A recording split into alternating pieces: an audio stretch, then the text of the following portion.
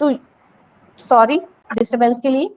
यहाँ पे नेगोशिएशन की बात कर रहे हैं। नेगोशिएशन में ये बोला गया है कि टीम अप की बात कर रहे हैं, यूनिटी की बात कर रहे हैं।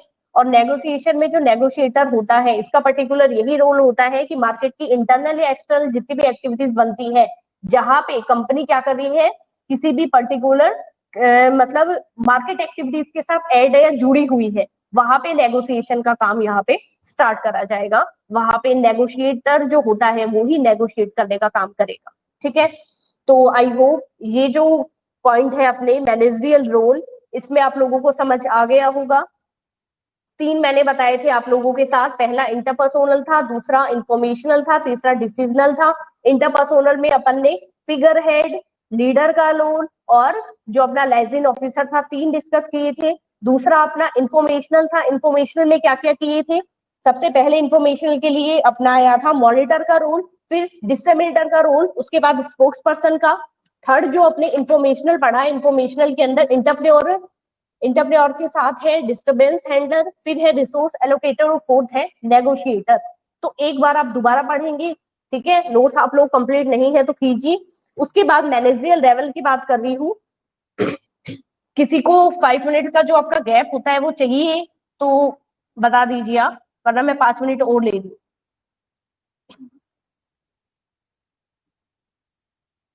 याद आ गया मैम, OLX पे देखा था। बिल्कुल मैं कह रही हूँ ना, मोबाइल एक्टिविटी से आप बहुत अच्छे से जुड़े हुए हैं, मुझे पता है। वहां के एग्जाम्पल आपको बहुत अच्छे से समझ आते हैं, या फिर मूवीज वगैरह के एग्जाम्पल बहुत, न्यूज़पेपर की, मैगजीन की बात करते हैं तो नहीं समझ आता।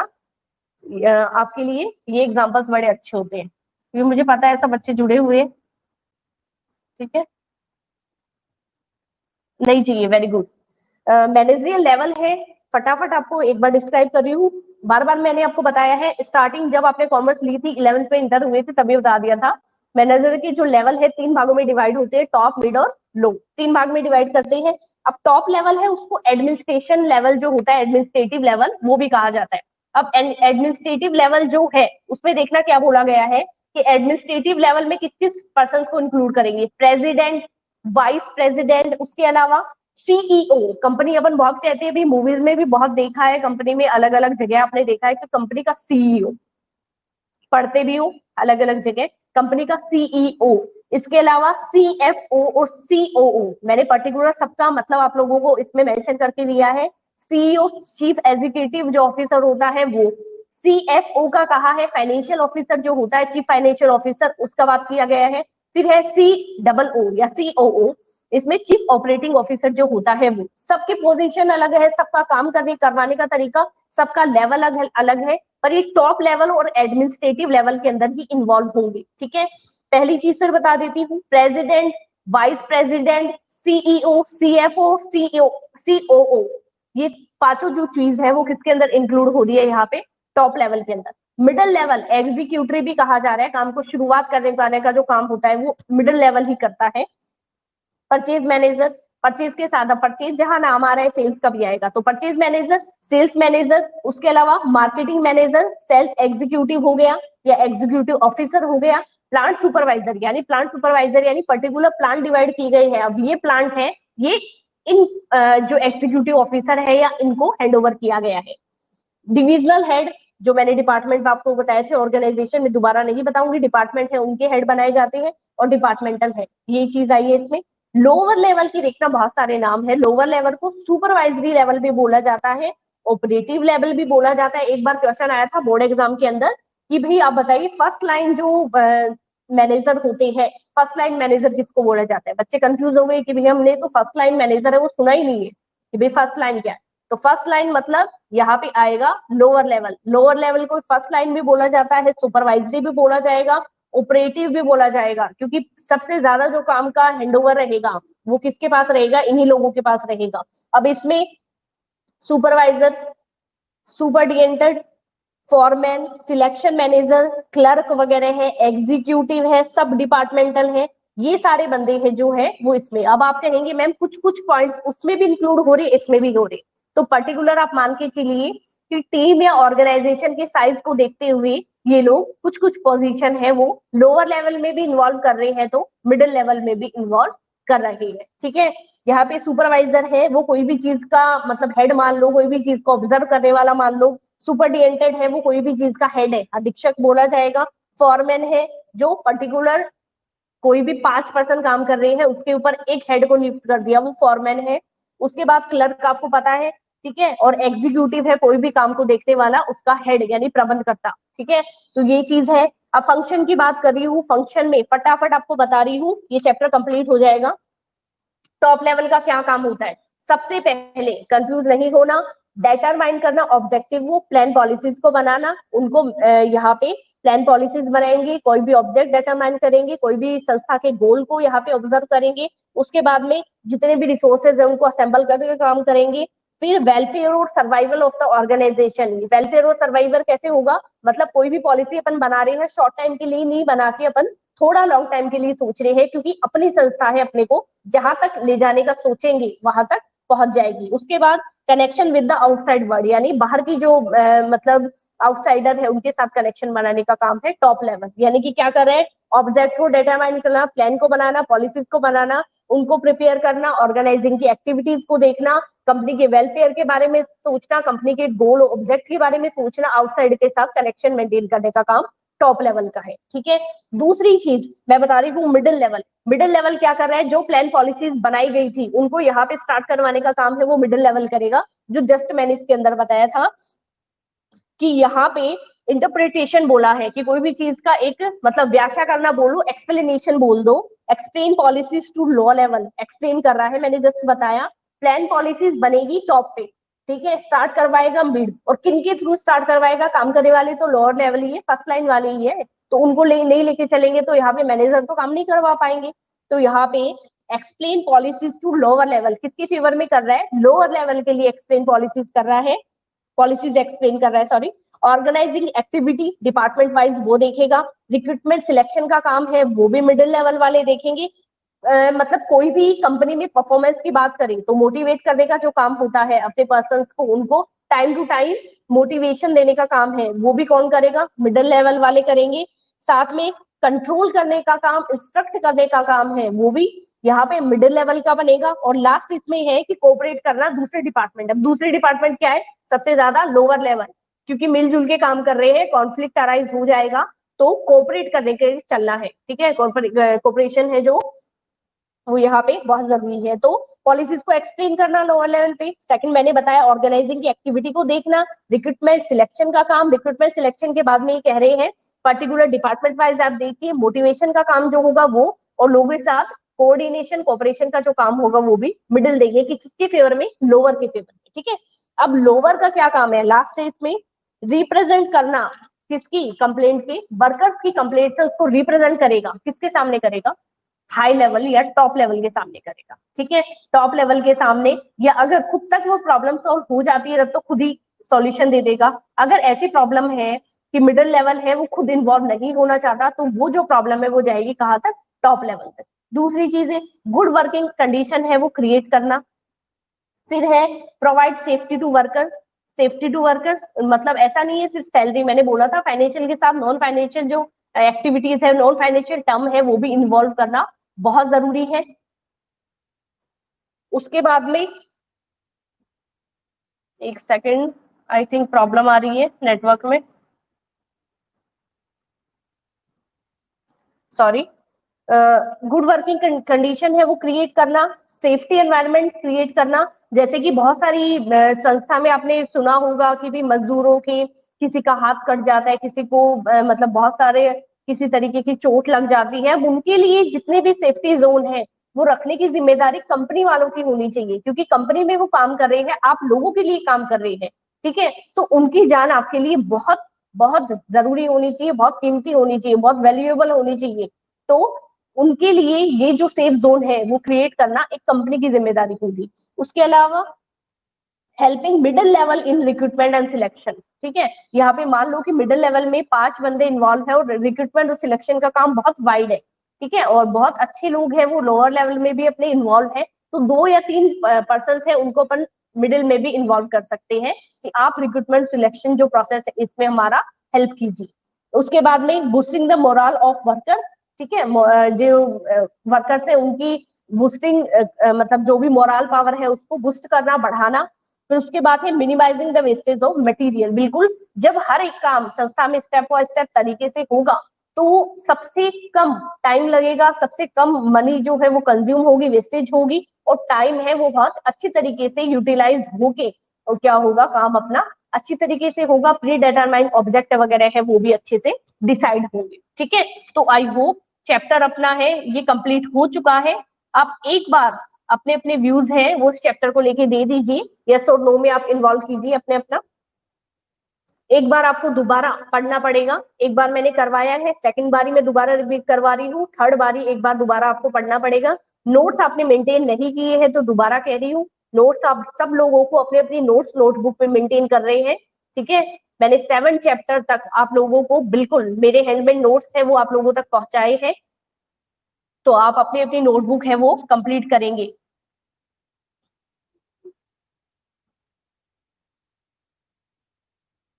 मंथन कौन से उसमें पूछ रहे हैं आप? आई थिंक नेगोशिएशन का पॉइंट था, सॉरी मैंने चेकबॉक्स अभी देखा है। बार्गेनिंग स्ट्रेटेजी को डिस्कस करना, फिर उसके बाद में मंथन ये मैं आपका कंफ्यूजन कर दूंगी, ठीक है, अभी सर वेट कर रहे हैं, ये मुझे ध्यान है, नेगोशिएशन का ही आपने बोला है। ठीक है, तो अपना जो सेकंड चैप्टर है वो यहाँ पे कंप्लीट होता है। मंडे को अपन नेक्स्ट लेक्चर में प्रिंसिपल ऑफ मैनेजमेंट, बहुत ही अच्छा चैप्टर है, बहुत ही अच्छा, मतलब वेटेज से मान के चलो, चाहे इसका इंपॉर्टेंस आप मान के चले, आगे बीबीए है, बीकॉम है, यहाँ तक तो आपका एमकॉम वगैरह कर रहे हैं, उन सब में आपके ये जो पॉइंट जो मैं करवा रही हूँ या करवाऊंगी वो बिल्कुल यूजफुल रहेंगे, कुछ भी इससे अलग नहीं आने वाला। तो बिल्कुल इससे बढ़िया है कि आप अभी अच्छे से तैयारी करें, अभी से पढ़ के रहे तो आगे आप लोगों के लिए बेनिफिशियल रहेगा। ठीक है, तो अभी सर वेट कर रहे हैं, मैं क्लास को लीव कर रही हूँ, आप अपने अपने अकॉर्डिंग और क्लास को ले लीजिए। मंथन आपका जो ये पॉइंट है ये मैं या तो अपना जो ग्रुप है उसमें मैं सेंड कर दूंगी और या फिर मैं मंडे को भेज दूंगी। ठीक है, थैंक यू।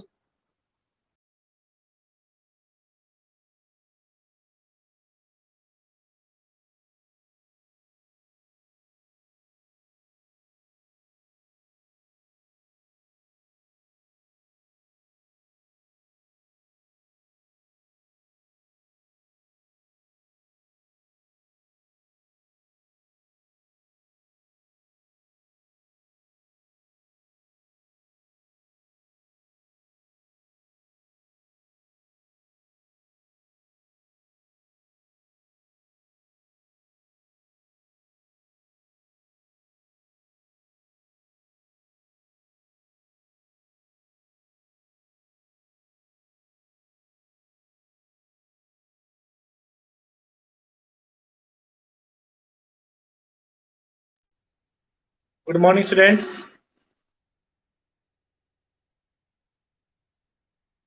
चल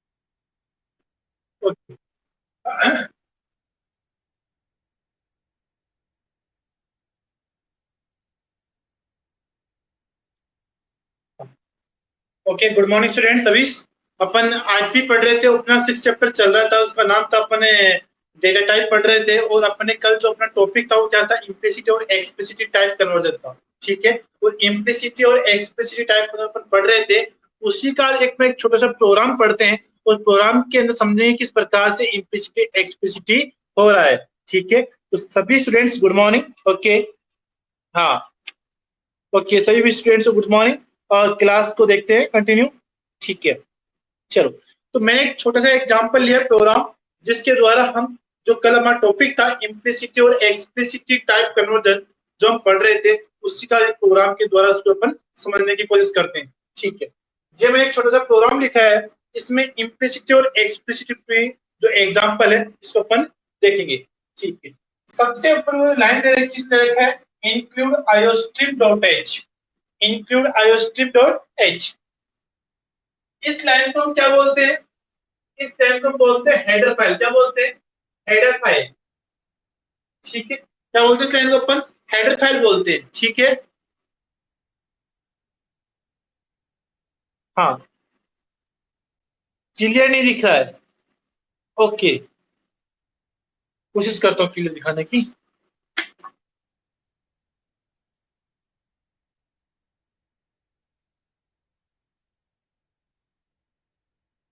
अब बताओ, क्या अब क्लियर है? पूनम,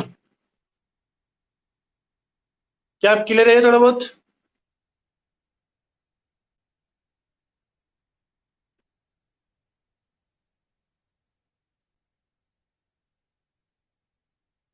ठीक है, ओके, चलो चलते कंटिन्यू, है ना? ठीक है, हाँ, तो जो हमारी फर्स्ट लाइन दे रखी है इंक्लूड आयोस्ट्रीम डॉट एच, क्या होती है? हेडर फाइल होती है। और सी प्लस प्लस का कोई सा प्रोग्राम पर स्टार्ट करते हैं तो उसमें सबसे फर्स्ट लाइन कौन सी आती है? हेडर फाइल की आती है। कौन सी आती है? हेडर फाइल की। ठीक है, तो यहाँ पे ये क्या है? हेडर फाइल है। तो ये कौन सी लैंग्वेज की हेडर फाइल है? क्या ये प्रोग्राम सी के अंदर है कि सी प्लस प्लस में है? ये प्रोग्राम सी में है कि सी प्लस प्लस में है? तो बताएगा। हाँ पूनम, ये प्रोग्राम सी का है कि सी प्लस प्लस का है? जल्दी बताइए।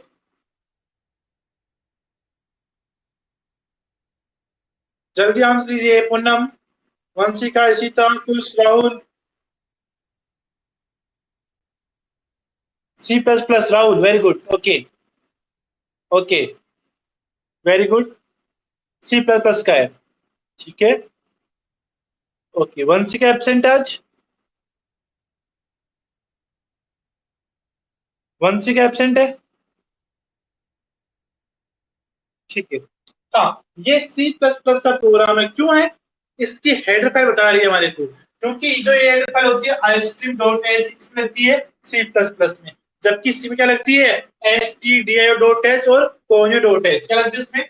S T D I O dot H या फिर कोनियो डॉट एच। ठीक है, ये हेडर फाइल लगती है किसके अंदर? सी के अंदर, जो कि किसमें है? सी प्लस प्लस में। ठीक है, इस चीजों पर में पढ़ चुके हैं। चलो, हाँ, अब यहाँ पे ये क्या है? मेन फंक्शन है। क्या है ये? मेन फंक्शन है। ठीक है, क्या है? मेन फंक्शन है। अब मेन फंक्शन की जरूरत क्या होती है? कोई भी प्रोग्राम अपन सी और सी प्लस प्लस का प्रोग्राम करते हैं तो सबसे पहले कंपाइलर कहाँ पे अटैक करता है? मेन फंक्शन पे अटैक करता है।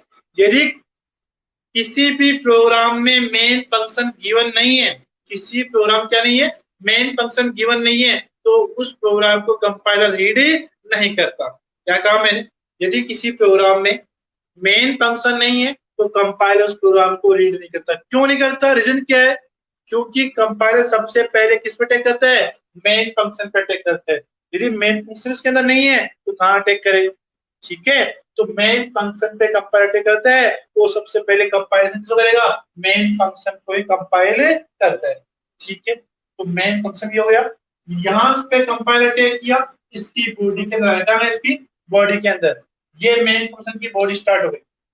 ठीक है, मेन फंक्शन की बॉडी स्टार्ट होती है। यहाँ पे ये लाइन दे रखी है इंट आई इक्वल टू 5।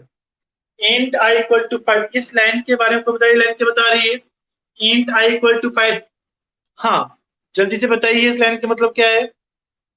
जल्दी से सभी बच्चे, कुश, राहुल, वंशिका, इशिता, पूनम, जो मैंने अंडरलाइन की लाइन, इस लाइन का मतलब क्या है?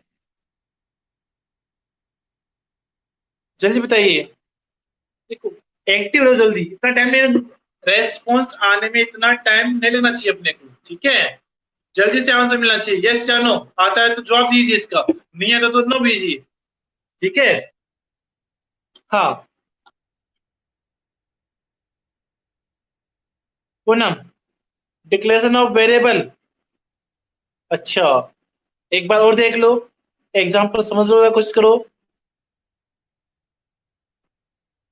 जो अंडरलाइन की है, आपने कहा पूनम डिक्लेरेशन ऑफ वेरिएबल, कुछ नहीं पता। ठीक है, क्यों? कुछ कल ही बताया मैंने, जस्ट कल ही बात की थी इसके बारे में अपन ने।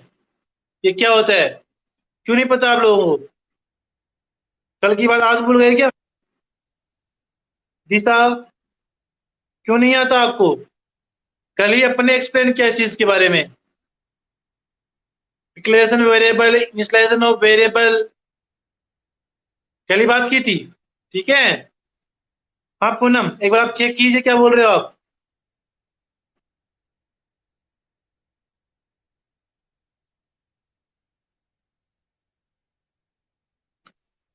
कल क्लास नहीं थी, मतलब कल का मतलब जो अपने पहले क्लास थी उसके बारे में बात करो मैं, ठीक है? कल नहीं, परसों थी ना। हाँ।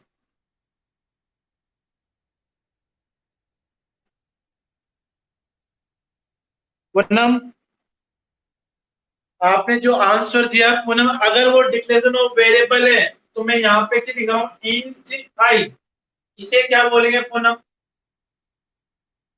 इसे क्या कहेंगे फिर अपन? अगर ये डिक्लेरेशन ऑफ वेरिएबल है तो ये क्या है पूनम? जल्दी से आंसर दीजिए पूनम।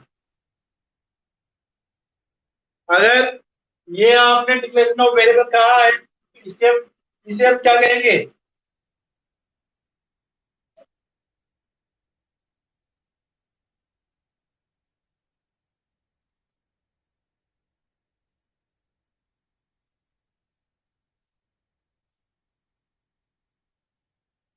अच्छा, ये भी डिक्लेरेशन ऑफ वेरिएबल है? राहुल, क्या है ये? चलो ध्यान दो, पूनम थोड़ा कॉन्सेंट्रेट रख, ठीक है? ये होता है डिक्लेरेशन ऑफ वेरिएबल। यदि उस वेरिएबल की कोई भी वैल्यू इनिशियलाइज कर दी जाती है तो वो क्या हो जाता है? Initialization of variable. Initialization of variable, तो ये क्या है? एक वेरिएबल है आई नाम का, जिसकी वैल्यू क्या फिक्स की अपन ने? 5 फिक्स की है। इसे क्या बोलेंगे? Initialization of variable. समझ में ऐसे बच्चों को पूनम, राहुल, कुछ वगैरह समझ में आप सभी को ये चीज? हाँ ठीक है, ध्यान रखा करो पूनम, ठीक है? ओके।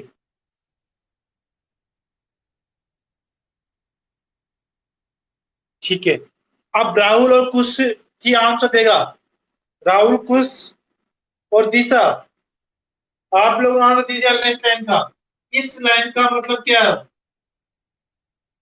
जो मैं नीचे अंडरलाइन की, इस लाइन मतलब क्या है?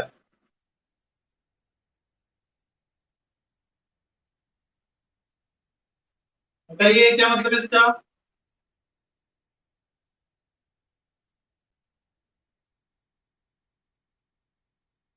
हाँ चलिए बताइए।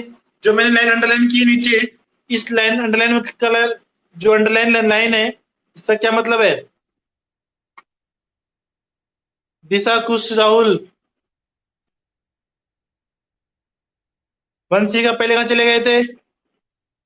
वंशिका, क्लास में लेट कैसे हो रहे हो? कुछ क्लियर नहीं दिख रहा? बेटा क्लियर दिख तो रहा है, ऊपर लाइन दिख रही है, नीचे वाला लाइन है। Float F equal to 30.57। Rahul, अच्छा अब तेरे को भी नहीं दिख रहा? वेरी गुड, बहुत अच्छा है। ये दे रखा है फ्लोट एफ इक्वल टू 30.57।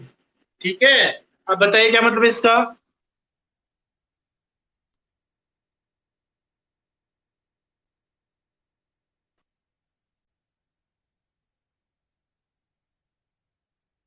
ठीक है, कोई बात नहीं, अब ध्यान रखिए वंश का, ठीक है? आइडिया प्रॉब्लम को ध्यान रखिए अब। ओके, और क्लास कंटिन्यू रखिए। हाँ, तो बताइए राहुल, कुछ वगैरह। पूनम, दिखाई दे रहा है आपको ये चीज जो लाइन अंडरलाइन कर रखी है? Line float F equal to 30.57 दिखाई दे रहा है? क्लियर दिखाई दे रहा है तो इसका मतलब बताइए क्या है? हाँ वंशिका, आप बताइए, जल्दी बताइए, जल्दी बताइए। दिशा,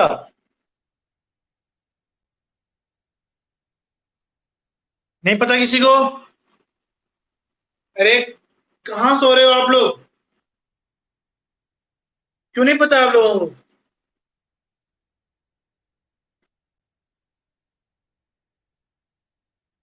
सब कुछ साफ दे रखा है, साफ लिखा हुआ सामने।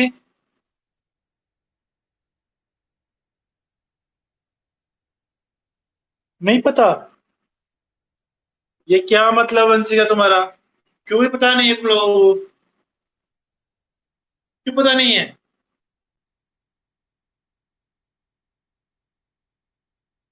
बहुत बढ़िया है, वेरी गुड। जी चीज की उम्मीद थी मुझे। बात कर रहे हो आप लोग? अरे जो ये लाइन है वही है। यहाँ क्या हुआ है? यहाँ वेरिएबल आई था, यहाँ पे वेरिएबल एफ है। यहाँ पे वेरिएबल टाइप इंटीजर था, यहाँ वेरिएबल का टाइप फ्लोट है। यहाँ वेरिएबल की वैल्यू 5 थी, यहाँ वेरिएबल की वैल्यू 30.57। क्या है इसमें? कुछ है क्या? अरे ऊपर वाले एग्जाम्पल तो सेम एजीटी रहेगा है। यहाँ डेटा चेंज हुआ है, वो डेटा टाइप के हिसाब से उसकी क्या आएगी, वैल्यू आएगी। तो क्या है ये? हाँ पुनः वेरी गुड। इंस्टॉलेशन वेरिएबल है ये भी, ठीक है। ये भी क्या है? इंस्टॉलेशन ऑफ वेरिएबल है, ठीक है। यहाँ पे वेरिएबल का नाम क्या है? एफ है। टाइप क्या है? फ्लोट है। वैल्यू क्या है? 30.57। ठीक है। ये भी वेरिएबल है, ये भी वेरिएबल है। इस वेरिएबल की वैल्यू 5 है, इसकी वैल्यू 30.57 है। इसका टाइप इंटीजर है, इसका टाइप क्या है? फ्लोट है। ध्यान रखो थोड़ा बहुत, ठीक है। चलो, अब यहाँ पे मैंने एक चीज ली, सी आउट। क्या लिया? सी आउट। इस सी आउट का मतलब क्या होता है? आउटपुट देना, प्रिंट कराना, ठीक है। और ध्यान रखना, सी आउट हो या प्रिंटअप हो, सी आउट हो या प्रिंटअप हो, ध्यान रखना प्रिंटअप तो सी लैंग्वेज में आता है और cout C plus plus language के अंदर आता है। इन दोनों ही फंक्शंस के अंदर यदि डबल इनवर्टेड कोमा में कुछ भी लिखा हुआ है, ध्यान देना, इन दोनों चीज, दोनों चाहे सी आउट या प्रिंटअप हो, इन दोनों में डबल इनवर्टेड कोमा में कुछ लिखा हुआ है तो एज इट इज आपको आउटपुट के रूप में मिलेगा। क्या कहा मैंने? सी आउट हो या प्रिंटअप हो, इन दोनों में डबल इन्वर्टेड कोमा में कोई चीज लिखी होती है, वो एज इट इज प्रिंट होती है, चाहे कुछ भी हो, एक्स वाई या कुछ भी हो, ठीक है। अगर स्टार होगा, एक्स वाई कुछ भी हो तो प्रिंट होगा एज इट इज, ठीक है। एज इट इज, कोई चेंजेस नहीं होगा उसमें, ध्यान रखना है, ठीक है।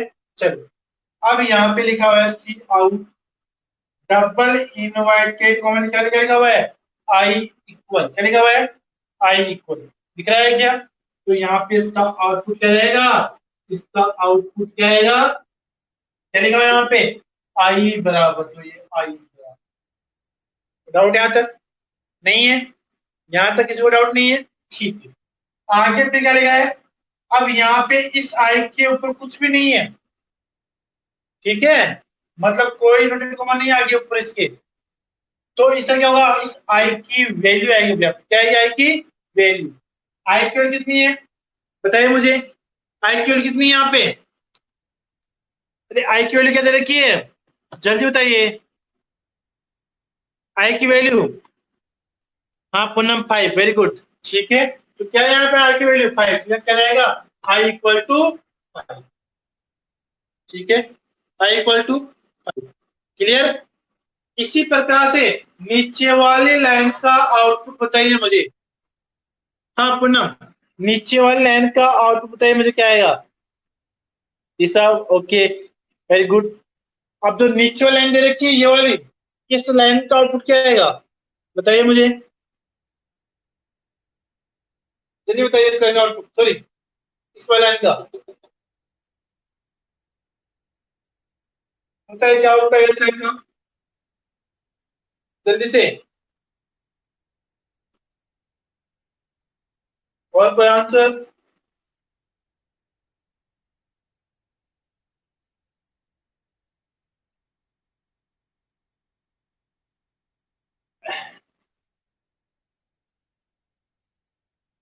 पूनम, क्या जो आपने लिखा ओनली यही आएगा? या इससे पहले कुछ आएगा?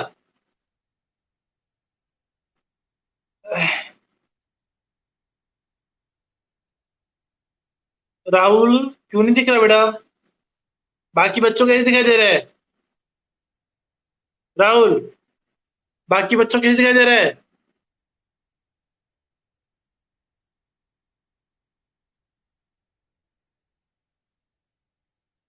इसका आउटपुट क्या रहेगा? सी आउट स्लेश एन क्या देखे?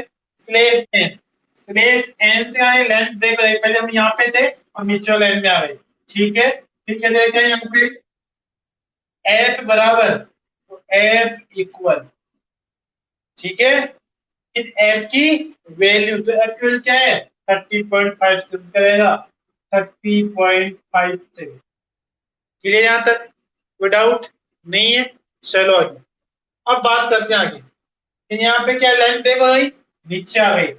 लोड आई, लोड आई क्या कहते हैं यहां से? Load I equal, load I equal, ठीक है। अब यहाँ पे आई की वैल्यू क्या आएगी? आई की वैल्यू किसमें? लोड के अंदर। किसमें आएगी? लोड के अंदर। किसमें आएगी? लोड के अंदर आएगी। तो क्या है यहाँ पे आएगी? क्या है? 5 है, तो 5.0, 5.0। क्लियर है क्या? मैं यहाँ से सब पुट करूंगा आपसे, थोड़ी देर में ध्यान रखना कि नीचे लाइन देखो, cout slash n, line break को नीचे लाइन में आ रहे हैं अपन।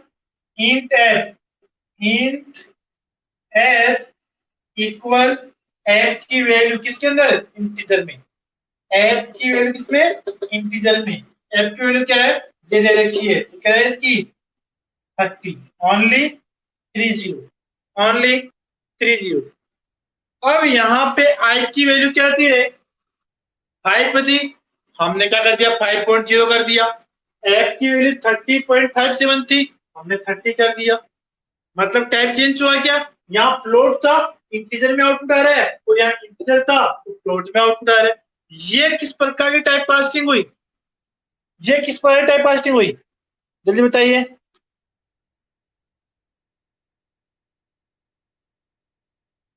अच्छा, क्लियर दिखाई नहीं दे रहा?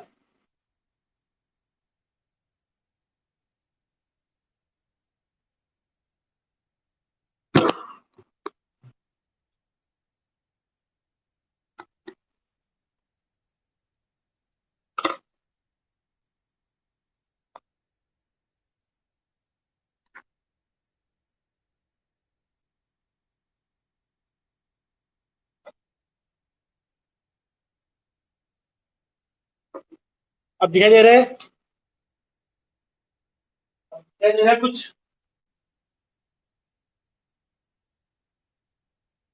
अब क्लियर है क्या? अब क्लियर है क्या पूनम? पूनम क्लियर है क्या?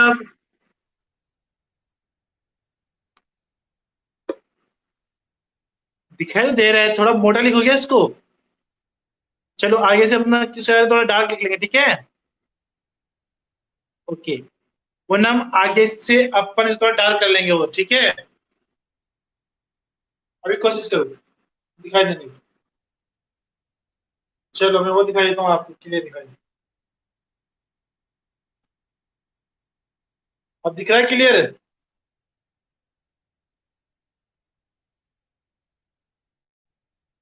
एक बार देख लो, आप क्लियर देख लो, फिर मैं थोड़ा सा दूर दूंगा बस। दिख रहा है क्लियर?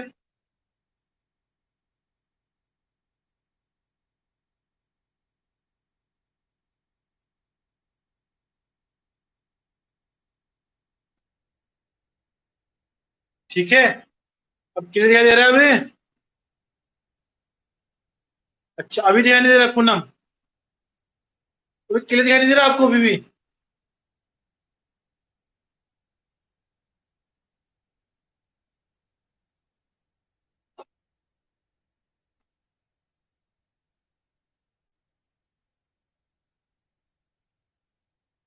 बहुत बढ़िया बात। चलो आगे वाले में ध्यान रखेंगे अब इसमें, ठीक है? अभी ध्यान दो,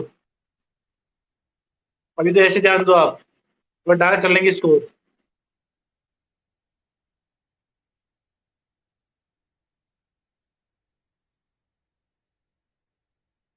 ओके, अब एक जगह रोक दिया अपन ने, ठीक है। तो ये अपने बात की थी यहाँ पे कि इसका टाइप चेंज हो रहा है कि आई की वैल्यू पहले क्या थी, इंटीजर थी तो फ्लोट में चेंज हो गई, और यहाँ फ्लोट था तो वो इंटीजर में चेंज हो गया, ठीक है। फ्लोट तो इंटीजर में चेंज हो गया और इंटीजर फ्लोट में चेंज हो गया। ये किसने किया, ये अपन ने किया। कैसे, जब हमने यहाँ पे इसकी यहाँ पे अपने इसका टाइप लगा दिया, तो यहाँ पे इसका टाइप अपन चेंज कर रहे हैं प्रोग्राम में, हमने इसका टाइप चेंज कर दिया। यहाँ पे आई के क्या लगा रहे हैं, फ्लोट लगा रहे हैं, अब वो इस आई को क्या लेगा, फ्लोट टाइप के लेगा। यहाँ ऐप के आगे में क्या लगा दिया, इंट लगा दिया। अब ये ऐप की वैल्यू किस तरह लेगा, इंटीजर टाइप की लेगा, चाहे वो ऐप की वैल्यू कुछ भी हो। तो यहाँ क्या थी, फ्लोट थी, अब क्या लेगा वो इंटीजर टाइप की क्या लेगा, इंटीजर टाइप। ये क्या हुआ, कौन सी टाइप कास्टिंग हुई है, एक्सटर्नल या एक्सप्लिसिटी टाइप कास्टिंग या अदर टाइप कास्टिंग।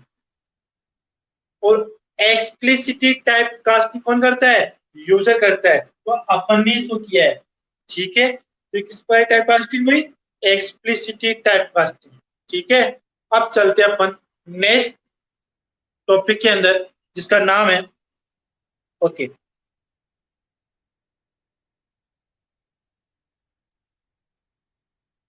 वंशिका, ठीक है। ओके, तो ये तो अपने बात की थी एक्सप्लिसिटी टाइप कास्टिंग की, ठीक है। अब अपना नया टॉपिक स्टार्ट कर रहे हैं अपन, चैप्टर नंबर 7, ठीक है।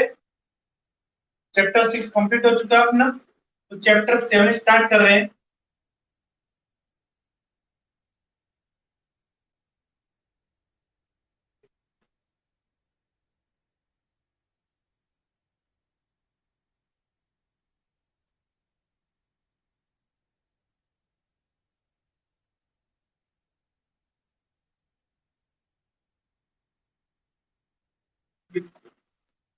युवराज, हाँ कौन है युवराज, बोलिए।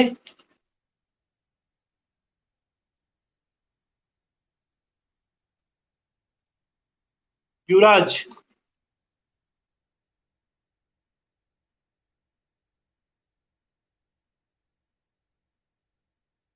चलो, जो चैप्टर नंबर 7 देखते हैं, स्टार्ट करते हैं, ठीक। चैप्टर 7 जिसका नाम क्या है, ऑपरेटर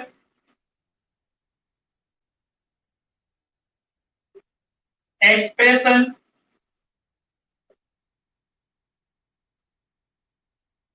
और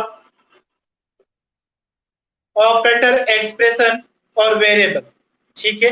तो हम स्टार्ट किससे करेंगे आज, इसकी ऑपरेटर से स्टार्ट करेंगे। कैसे करेंगे, ऑपरेटर से, कि सी प्लस प्लस में ऐसे कौन से ऑपरेटर हैं जो सी प्लस प्लस में यूज में होते हैं, ठीक है। तो सबसे पहले इसमें 3 ऑपरेटर की बात करेंगे। तो पहला ऑपरेटर आता है हमारा कौन सा, ये वाला ऑपरेटर, इसका नाम क्या है, वही बात करेंगे अपन। दूसरा ऑपरेटर था हमारा, तीसरा ऑपरेटर था हमारा, ठीक है। ये 3 टाइप के ऑपरेटर पहले अपन इसमें पढ़ेंगे। फिर 2 ऑपरेटर और दे रखे हैं, इसके नाम है new and delete operator, new and delete. ये 5 प्रकार के ऑपरेटर आपको दे रखे हैं, ये अपन पढ़ेंगे पहले, ठीक है। चल, अगर मैं इस ऑपरेटर की बात करूं, कौन से की, जो पहले वाला ऑपरेटर होता है इसका नाम होता है इंसर्शन ऑपरेटर। क्या होता है, इंसर्शन ऑपरेटर। और इस ऑपरेटर को हम यूज में लेते हैं कहां पे, सी आउट के अंदर। कहां नाम लेते हैं इसको, सी आउट के अंदर। अभी जस्ट थोड़ी देर पहले अपने एग्जांपल किया था, उस प्रोग्राम में अपन सी आउट पढ़ लिया था अपन ने, और सी आउट के आगे अपन ले रहे थे आई इक्वल, ठीक है। और यहाँ पे आई ले रहे थे क्या, थोड़ी देर पहले अपने एग्जांपल में। तो इस ऑपरेटर यूज कहां पे हुआ, सी आउट के अंदर यूज होता है। और ये इसका यूज क्या है, काम क्या है इसका, इस इंसर्शन ऑपरेटर के राइट साइड में जो भी वेरिएबल होता है, इस इंसर्शन ऑपरेटर के राइट साइड में जो भी वेरिएबल होगा, उस वेरिएबल की वैल्यू या उस कोई भी स्ट्रिंग होगा उसको प्रिंट करने का काम करता है। कौन, insertion operator. Insertion operator right side में लिखा हुआ वेरिएबल की वैल्यू या कोई भी स्ट्रिंग उसको प्रिंट करने का या आउटपुट करने का काम करता है कौन? Insertion operator. तो इंसर्शन ऑपरेटर का यूज क्या हुआ? ये सी आउट के लिए यूज में आता है और राइट साइड में लिखे हुए वेरिएबल की वैल्यू या कोई भी स्ट्रिंग प्रिंट करने का काम है करता है। ठीक है, कैसे? थोड़ी देर पहले अपने एग्जाम्पल में बात की थी, वहां पे ये आई की वैल्यू प्रिंट करा था, जिससे आई क्यू कह दिया था अपने आई इक्वल टू आई प्रिंट हुआ था। अरे हुआ था थोड़ी देर पहले अपने एग्जाम में बात की थी। ठीक है, तो ये क्या हुआ? आई की वैल्यू प्रिंट कर रहा है, मतलब वेरिएबल की वैल्यू को प्रिंट कर रहा है, आउटपुट दे रहा है। ठीक है, ये बात किसी अपनी इंसर्शन ऑपरेटर। अगला आता है एक्सप्रेशन ऑपरेटर। क्या आता है? Expression operator. जिस प्रकार से हम प्रिंटअप और स्कैनअप लेते हैं, चलो मैं इसको रब कर देता हूं ना। जिस प्रकार से सी लैंग्वेज में हम क्या लेते हैं? प्रिंटअप और स्कैनअप लेते हैं। क्या लेते हैं? प्रिंटअप और स्कैनअप। ये दो फंक्शन होते हैं सी लैंग्वेज के अंदर, प्रिंटअप और स्कैनअप। इस प्रिंटअप फंक्शन का काम क्या होता है? आउटपुट देने का होता है। क्या होता है? आउटपुट देने का होता है, प्रिंट कराने का काम होता है। और स्कैनअप फंक्शन का काम क्या होता है? इनपुट देने का या कोई भी डेटा को एंट्री करने का या उसको इंसर्ट करने का काम होता है। किसका? स्कैनअप फंक्शन का। ये किसमें होता है? सी लैंग्वेज में। किसमें होता है? सी लैंग्वेज में। जबकि सी प्लस प्लस में इसके जगह हम क्या लेते हैं? सी आउट। क्या लेते हैं? सी आउट। क्या लेते हैं? सी आउट। जबकि इसके अंदर क्या लेते हैं अपन? सी इन। क्या लेते हैं? सी इन। ध्यान रखना है, प्रिंटअप की जगह सी आउट लेते हैं और स्कैनअप की जगह सी इन लेते हैं। किसके अंदर? सी प्लस प्लस लैंग्वेज के अंदर। ठीक है, तो सी आउट में तो ये ऑपरेटर यूज में आता है और सी इन के अंदर ये ऑपरेटर यूज में आता है। ध्यान समझ में आया क्या? सी इन में तो ये वाला ऑपरेटर और सी आउट में ये वाला ऑपरेटर। इस ऑपरेटर क्या बोलते हैं अपन? इंसर्शन ऑपरेटर बोलते हैं और इसे क्या बोलते हैं? एक्सट्रैक्शन ऑपरेटर कहते हैं। समझ में आया क्या? कोई डाउट? क्लियर है क्या? चल अब बात करते हैं इस ऑपरेटर की। जैसे एग्जांपल है मैं यहाँ पे इसका देख, सी इन। ठीक है, इस सी इन के बाद में मैंने ये ऑपरेटर लगाया, कौन सा? Expression operator. ये क्या बोलते हैं? इसके राइट साइड में कोई भी वेरिएबल दे रखा है, उस वेरिएबल की वैल्यू इनपुट के रूप में लेगा। ये क्या लेगा? ये इनपुट लेगा उसका। ठीक है, तो सी इनके साथ में एक्सप्रेशन ऑपरेटर यूज में आता है, जो क्या करता है? वैल्यू को इनपुट लेने का या उसको एंटर डेटा को एंटर करने का काम करता है। कौन? सी इन। जबकि सी आउट उसको आउटपुट करने का काम करेगा। क्लियर है क्या? क्या दोनों ऑपरेटरों का प्रॉब्लम है क्या? यहाँ पे हमने भी थोड़ी देर पहले इसके एग्जांपल्स के माध्यम से बात की थी इसकी। क्या दोनों ऑपरेटरों को प्रॉब्लम है यहाँ पे? यस या नो? नहीं है? कोई प्रॉब्लम है किसी को? वंशी का वापस चलेगी क्या? चलो, हाँ पूनम, कोई प्रॉब्लम दोनों ऑपरेटरों में? नहीं है? चले आगे। तीसरा ऑपरेटर हमारा कौन सा? Scope resolution operator. ये इंपॉर्टेंट ऑपरेटर, ध्यान से समझना। प्रॉब्लम मेरा पढ़ता हूं ना। 7th चैप्टर में पहला टॉपिक अपने कौन सा लिया? ऑपरेटर लिया। ऑपरेटर ऐसे अपन बहुत सारे चीजें पढ़ चुके हैं, जो ऐसे operator only C plus plus में यूज में आते हैं, वो पढ़ रहे हैं अपन। पहला कौन था उसमें? इंसर्शन ऑपरेटर, दूसरा एक्सप्रेशन ऑपरेटर, तीसरा स्कोप रेजोल्यूशन ऑपरेटर, चौथा न्यू और पांचवा डिलीट ऑपरेटर। तो अपन ने इंसर्शन और एक्सप्रेशन पढ़ लिया, अब पढ़ेंगे अपन स्कोप रेजोल्यूशन ऑपरेटर। देखते हैं इसके बारे में बात करें। स्कोप रेजोल्यूशन ऑपरेटर की पहचान होती है 4 पॉइंट्स, ध्यान रखना। ठीक है, इसको क्या बोलते हैं अपन? Scope resolution operator. ठीक है, तो क्या बोलते हैं अपन? Scope resolution operator. अब इसका यूज क्या है? अपने को यूज समझना है। ठीक है, इंपॉर्टेंट चीज क्या है इसका? पहले बात करेंगे अपन वेरिएबल की, और वेरिएबल बार बार अपने पास में आ रहा है। वेरिएबल की अपन ने कल ही बात की थी और अभी भी अपन ने वेरिएबल की बात की थी। How many types of variable? Poonam, क्या प्रॉब्लम? पूनम बोलिए, पूनम प्रॉब्लम क्या है बताइए। पूनम, जो अपने दो ऑपरेटर पढ़े हैं, इंसर्शन और एक्सट्रैक्शन ऑपरेटर, ठीक है, इस ऑपरेटर को बोलते हैं इंसर्शन ऑपरेटर, इसको बोलते हैं एक्सट्रैक्शन ऑपरेटर, ठीक है। इसका यूज होता है सी आउट के साथ, किसके साथ होता है? सी आउट के साथ। और इस ऑपरेटर का यूज किसके साथ होता है? सी इन के साथ, ठीक है। अब सी इन का काम क्या होता है? इनपुट लेना। क्या काम होता है? इनपुट लेना। जिस प्रकार से स्कैनअप हो रहा था, जिस प्रकार से सी लैंग्वेज में स्कैनअप यूज में हो रहा था ना, उसी प्रकार से सी कौन होगा? सी इन होगा। मतलब इस ऑपरेटर का यूज क्या हुआ? प्रोग्राम में इनपुट करने के लिए। अब इनपुट किसको चाहिए? कोई वेरिएबल को चाहिए, तो वेरिएबल की वैल्यू को इनपुट लेने के लिए यूज में आता है किसका? एक्सप्रेशन ऑपरेटर का। मतलब सी इन के साथ यूज में आता है, ठीक है। जबकि इंसर्शन ऑपरेटर काम करता है सेम एज प्रिंटफ फंक्शन की जैसे जो प्रिंटफ फंक्शन होता है सी लैंग्वेज का, उसी प्रकार से काम करता है। मतलब ये क्या काम करेगा? इसके जो राइट साइड में जो वेरिएबल होगा, उसकी वैल्यू को प्रिंट करने का काम करता है कौन? इंसर्शन ऑपरेटर, ठीक है। तो डाउट यहाँ पे? आपको डाउट है क्या? पूनम, आपको डाउट है क्या? हाँ पूनम बोलिए। ओके, ठीक है, चले आगे अब।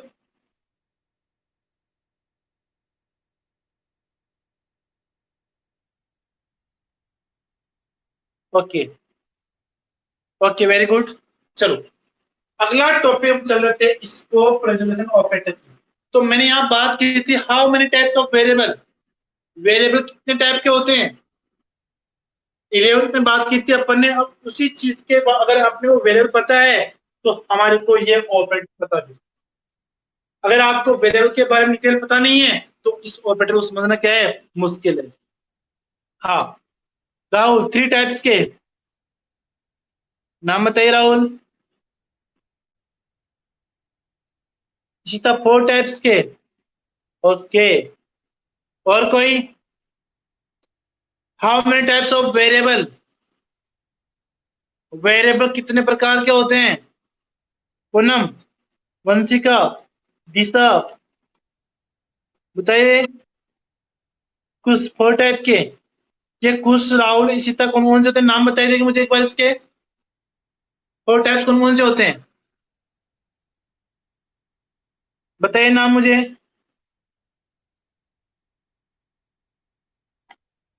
Poonam, Poonam, how many types of variable?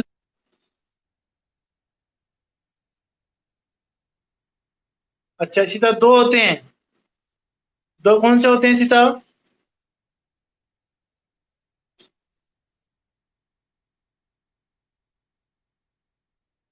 हाँ, वेरी गुड, वेरी गुड। इसी तरह वेरिएबल 2 टाइप्स के होते हैं, लोकल और ग्लोबल वेरिएबल, ठीक है।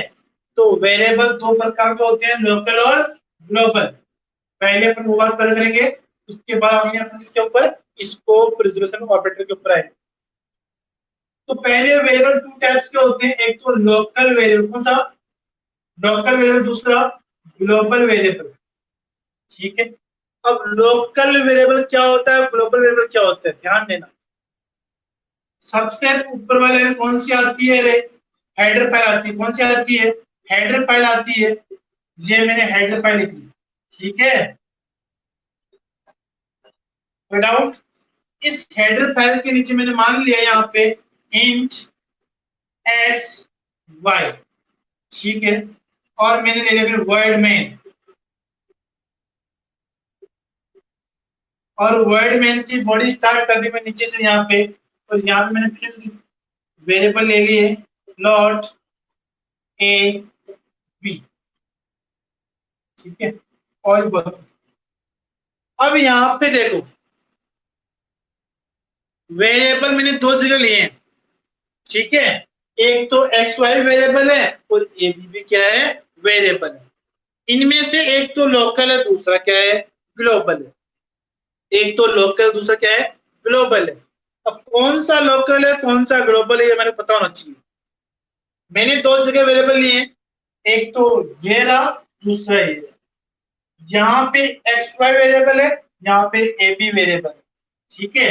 मतलब इसको हम क्या बोलते हैं, डिक्लेरेशन ऑफ वेरिएबल बोलते हैं। क्या बोलते हैं, डिक्लेरेशन ऑफ वेरिएबल। ये भी क्या है, डिक्लेरेशन ऑफ वेरिएबल, ठीक है। आपको पता होगा मैं हर जगह डबल स्लैश ले रहा हूं, मैं बार बार ये डबल स्लैश यूज ले रहा हूं, वाई, क्या रीजन है इसका,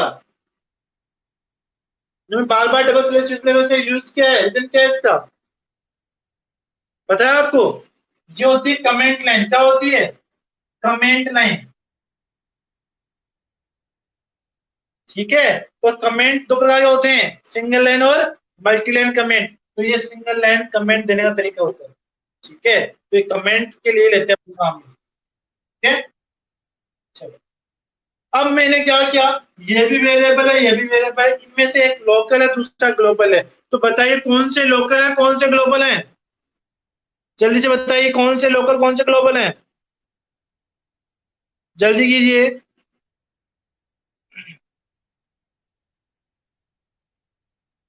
नहीं पता, इनमें से अगर एक्स वाई लोकल है कि ए बी लोकल है, एक बार अपना आप आंसर दीजिए, फिर मैं आपको इसको कंप्लीटली एक्सप्लेन करूंगा क्यों है ये, रीजन क्या है इसका।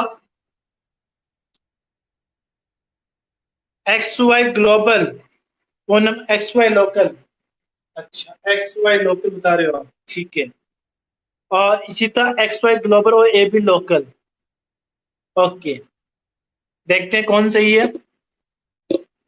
आप पूनम और इसी तरह आप दोनों एक दूसरे के अपोजिट बोल रहे हो, ठीक है, ठीक है। और कोई, और किसी का आंसर नहीं है, राहुल कुछ पुन्ना, ये इशिता, क्या नाम है इसका, वंशिका, तीसा, आपका कोई आंसर नहीं है।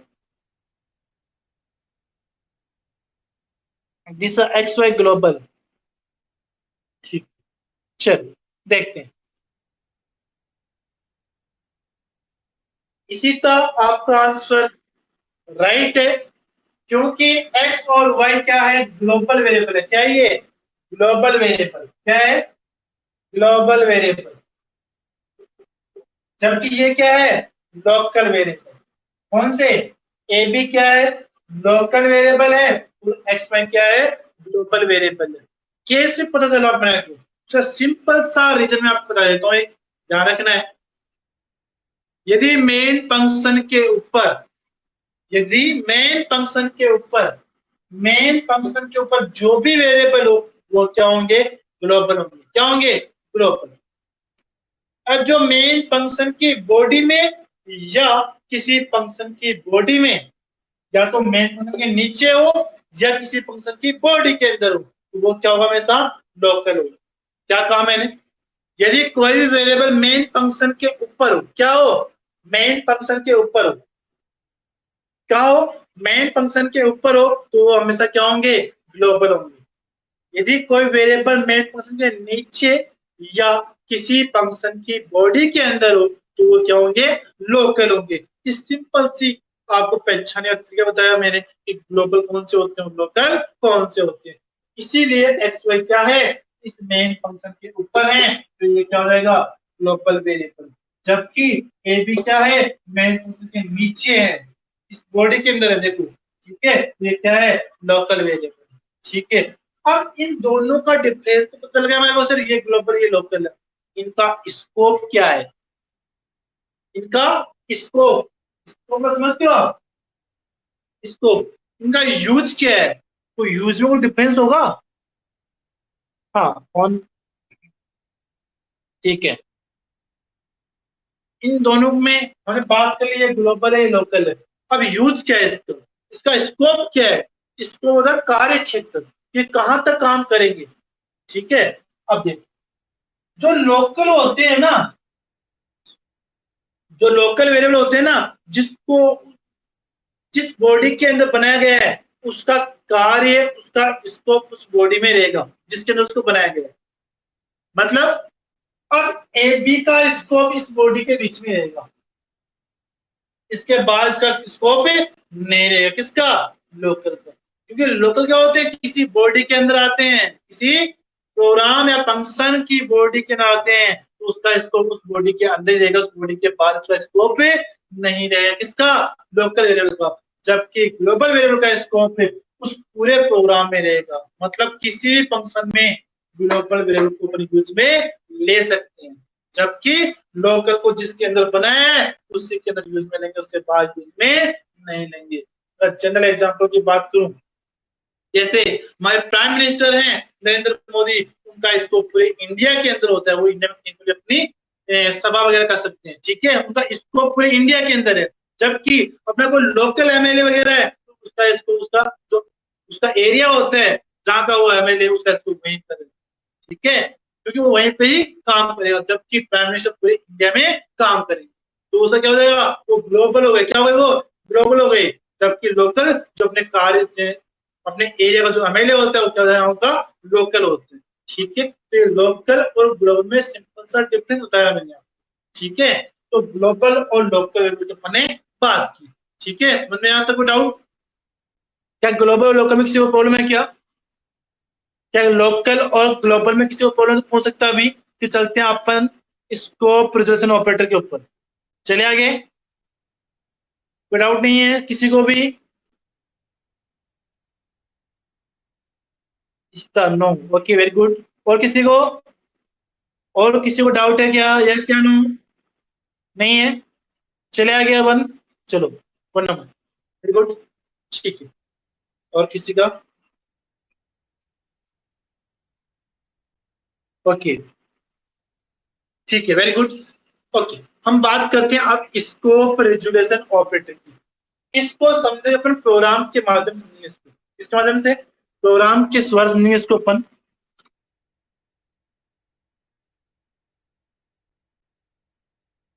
चलो, इसके आज अपन डेफिनेशन की बात कर लेते हैं, क्योंकि अपना हो नहीं पाएगा, टाइम की यहाँ पे लिमिटेशन है अपने पास में, ठीक है।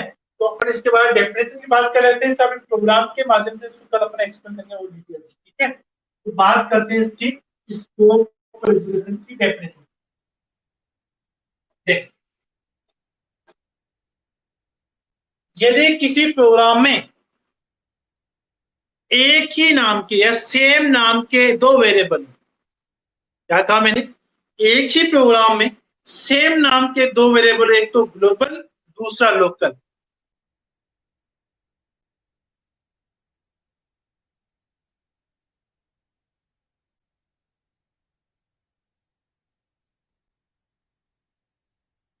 किसी को डाउट है क्या? किसी को डाउट है क्या? नहीं है? चले, ठीक है।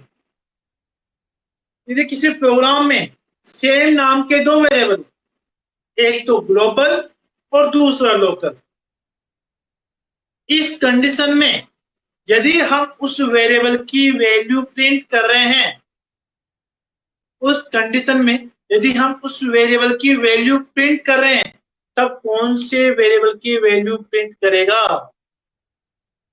ये मेन क्वेश्चन हमारा, ठीक है।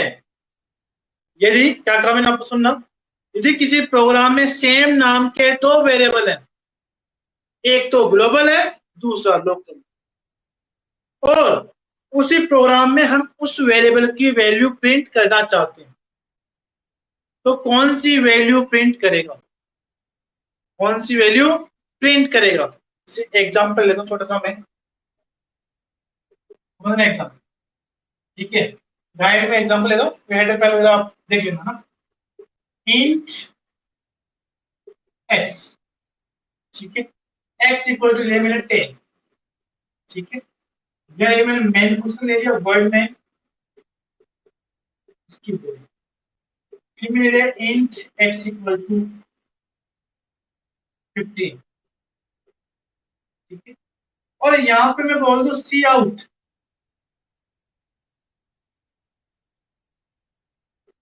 x इक्वल, अब इस कंडीशन के अंदर कौन सी वैल्यू प्रिंट होगी?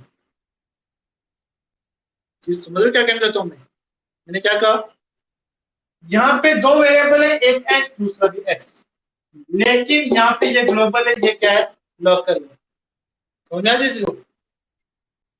अब यहाँ पे x की वैल्यू प्रिंट होगी तो इसका आउटपुट क्या जाएगा, यहाँ पे इसका आउटपुट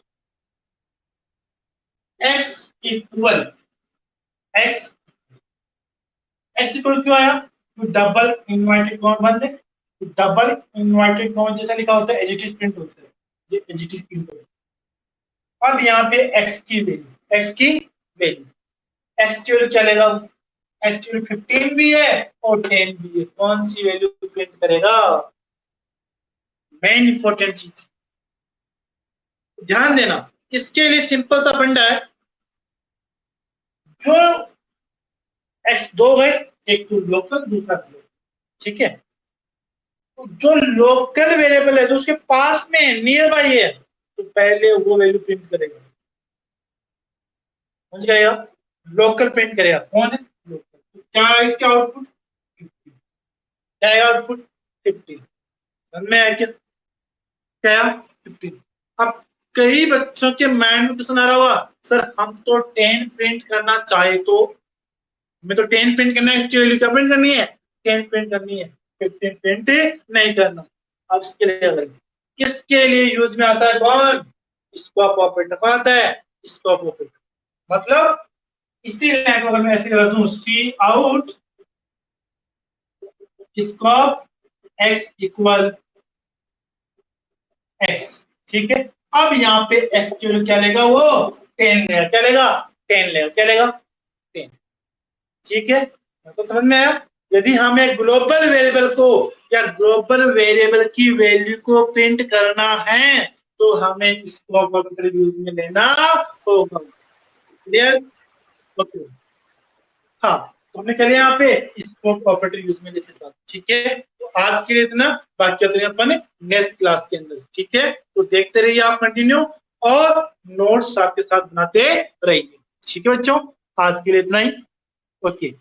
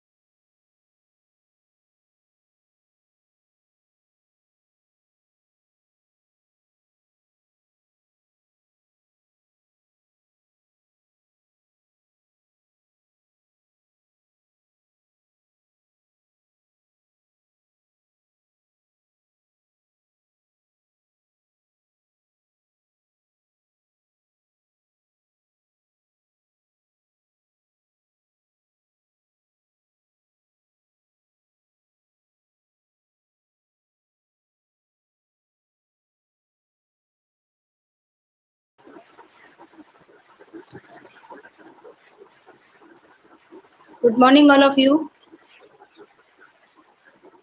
आवाज आ रही है आप लोगों को?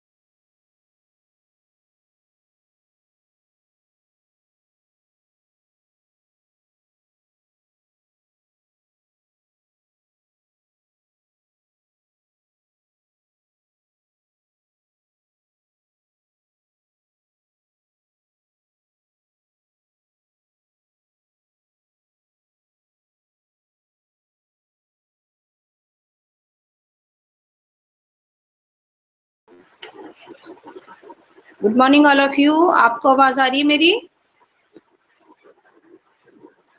आवाज आ रही है? टाइप कर दीजिए यस अगर आवाज क्लियर है तो।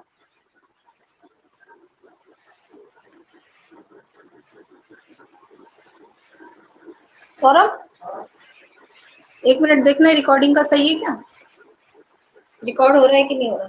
पॉज हो गया था बीच में।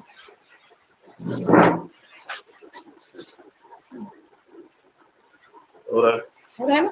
टाइम लिखा रहा है क्या? हाँ ठीक है। 1 घंटा। हाँ वही तो कह रही हूँ, काफी पहले से रिकॉर्ड हो रहा है क्या? तभी तो मैं कह रही थी। उनको बताया ना, बंद कर दिया भरोसा। हाँ पहले से रिकॉर्ड हो रहा है। अब ठीक है।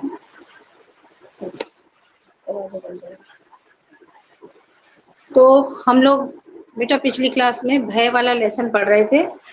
पेज नंबर 39 का last paragraph, page number 39 last paragraph हम पढ़ना है। यहाँ से पढ़ना था ना, सभ्यता की वर्तमान स्थिति।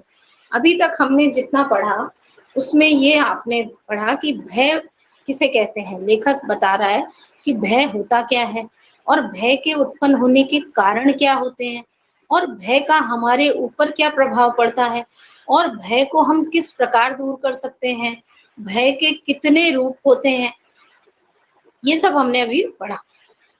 अब हम आगे चलते हैं, पेज नंबर 39 लास्ट पैराग्राफ। सभ्यता की वर्तमान स्थिति में एक व्यक्ति को दूसरे व्यक्ति से वैसा भय तो नहीं रहा जैसे पहले रहा करता था, पर एक जाति को दूसरी जाति से, एक देश को दूसरे देश से भय के स्थायी कारण प्रतिष्ठित हो गए हैं। मतलब अब पहले जैसा भय तो नहीं रहा, क्योंकि सभ्यता का विकास हो गया है तो मनुष्य मनुष्य से नहीं डरता, लेकिन अब एक जाति दूसरी जाति से और एक देश को दूसरे देश से एक विशेष प्रकार की डर जो है वो प्रतिष्ठित हो गए। जैसे जातिगत भेदभाव जो है वो डर है आज भी, कि जातिगत दंगे हो गए या जातिगत अगर कोई लड़ाई हो गई तो उसमें मनुष्य का अहित ही होगा, ये कंफर्म हो गया।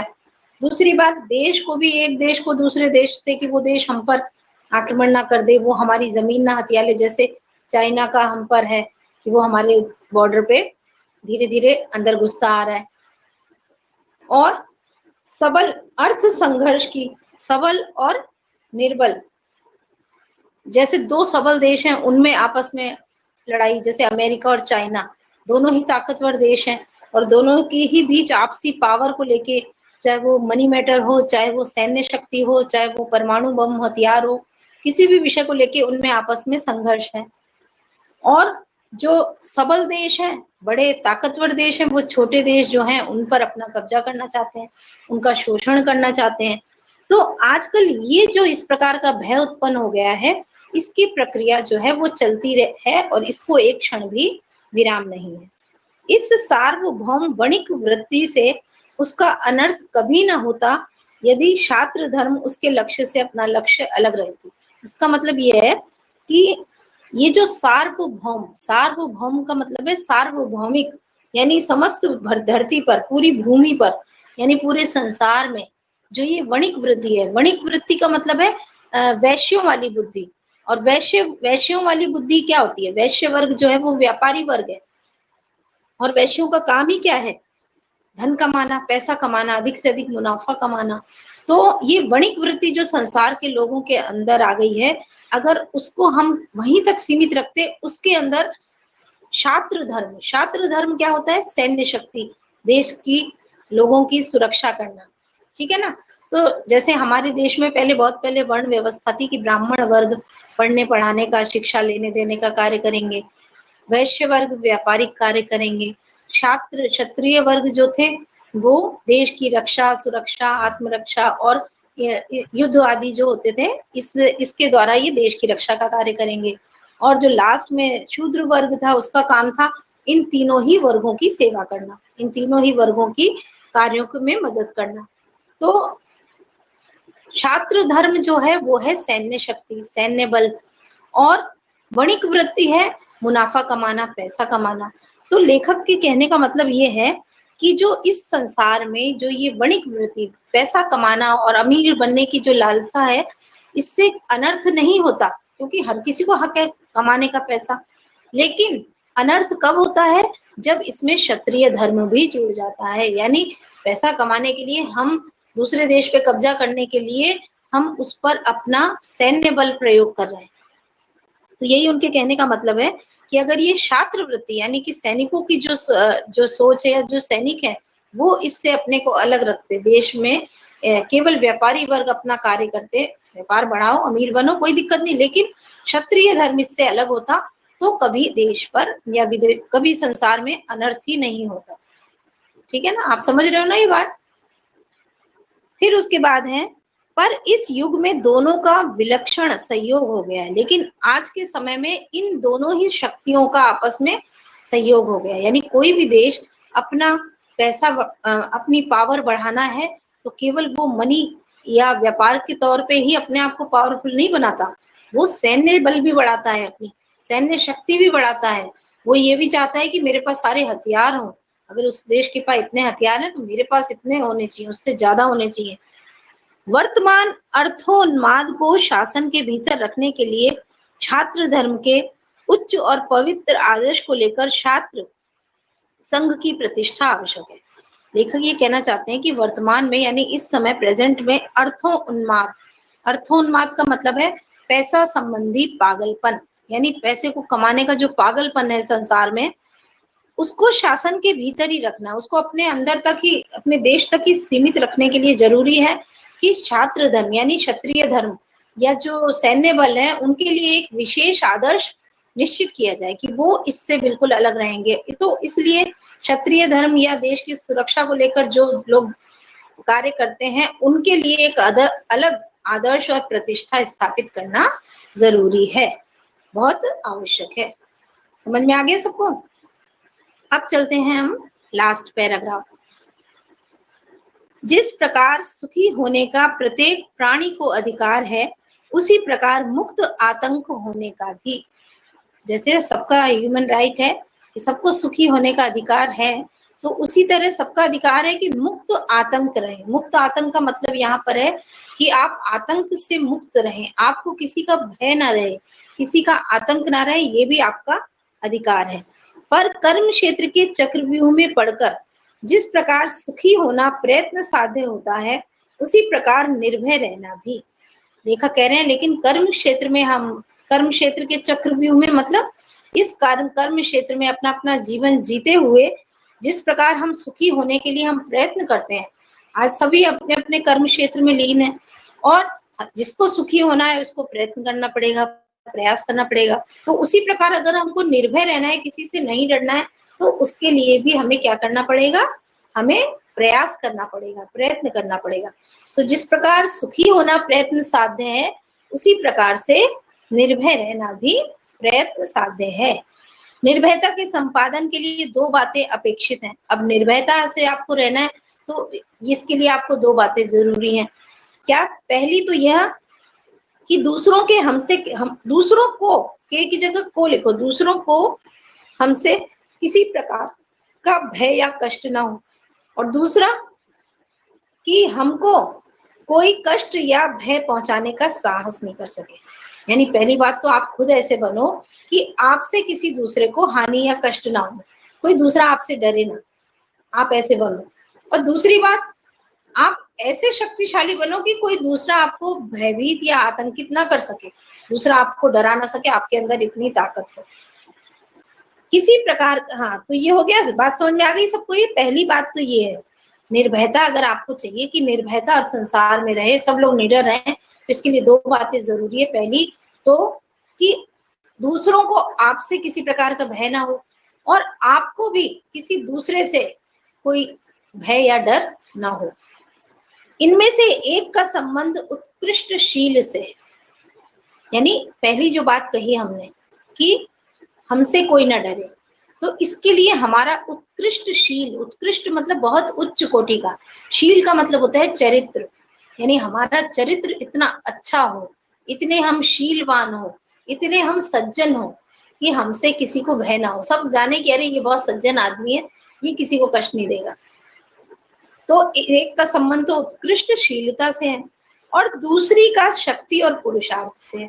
और दूसरी बात कि हमें कोई ना डरा सके, हम किसी से ना डरे, तो इसके लिए क्या जरूरी है कि हमारे अंदर इतनी ताकत, इतना पुरुषार्थ, इतनी शक्ति हो कि हमको कोई भयभीत कर ही ना सके, सामने वाला देख के ही समझ जाए कि अरे ये तो बहुत ताकतवर है, इसके यहाँ दाल नहीं गलने वाली। इस संसार में किसी को न डराने से ही डरने की संभावना दूर नहीं हो सकती। साधु से साधु प्रकृति वाले को भी क्रूर लोभियों से क्लेश पहुंचता है। लेखक यहाँ ये कहना चाहते हैं कि अगर चलिए ठीक है, आप बन गए ऐसे, आपने किसी को नहीं डराया, लेकिन ऐसा नहीं है कि संसार के सारे लोग ऐसे हो। आप तो चलो ऐसे हो कि आप कोई आपको डरा भी नहीं सकता, और आप खुद ऐसे हो कि आप किसी को डराओगे नहीं।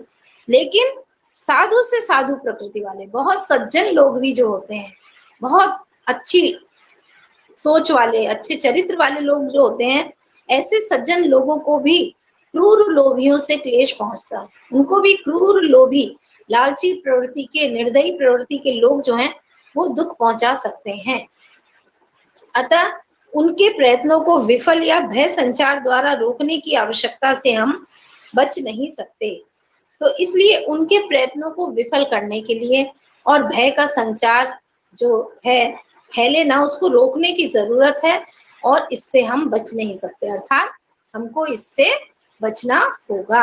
यानी साधु से साधु प्रकृति वाले को भी कोई व्यक्ति दुख ना पहुंचा सके, इसके लिए भी हमें उसके प्रयत्नों को विफल करना होगा, और इसकी आवश्यकता से हम बच नहीं सकते, मतलब ये बहुत जरूरी है। तो ये आज का पूरा चैप्टर हमारा कंप्लीट हो गया, सबको समझ आ गया होगा, कोई दिक्कत नहीं है। मैं शब्दार्थ एक बार पढ़ दूं, शब्दार्थ के बाद प्रश्नोत्तर कार्य समझाऊंगी, और फिर आप लोग कॉपी में करेंगे काम।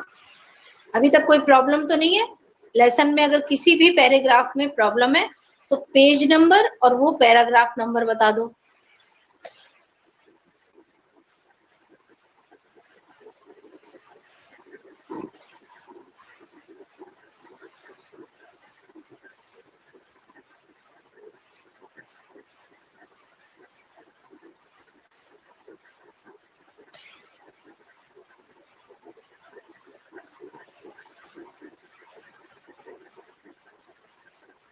चलो अच्छी बात है, अगर आपको कोई प्रॉब्लम नहीं है तो प्रश्न उत्तर कार्य करते हैं।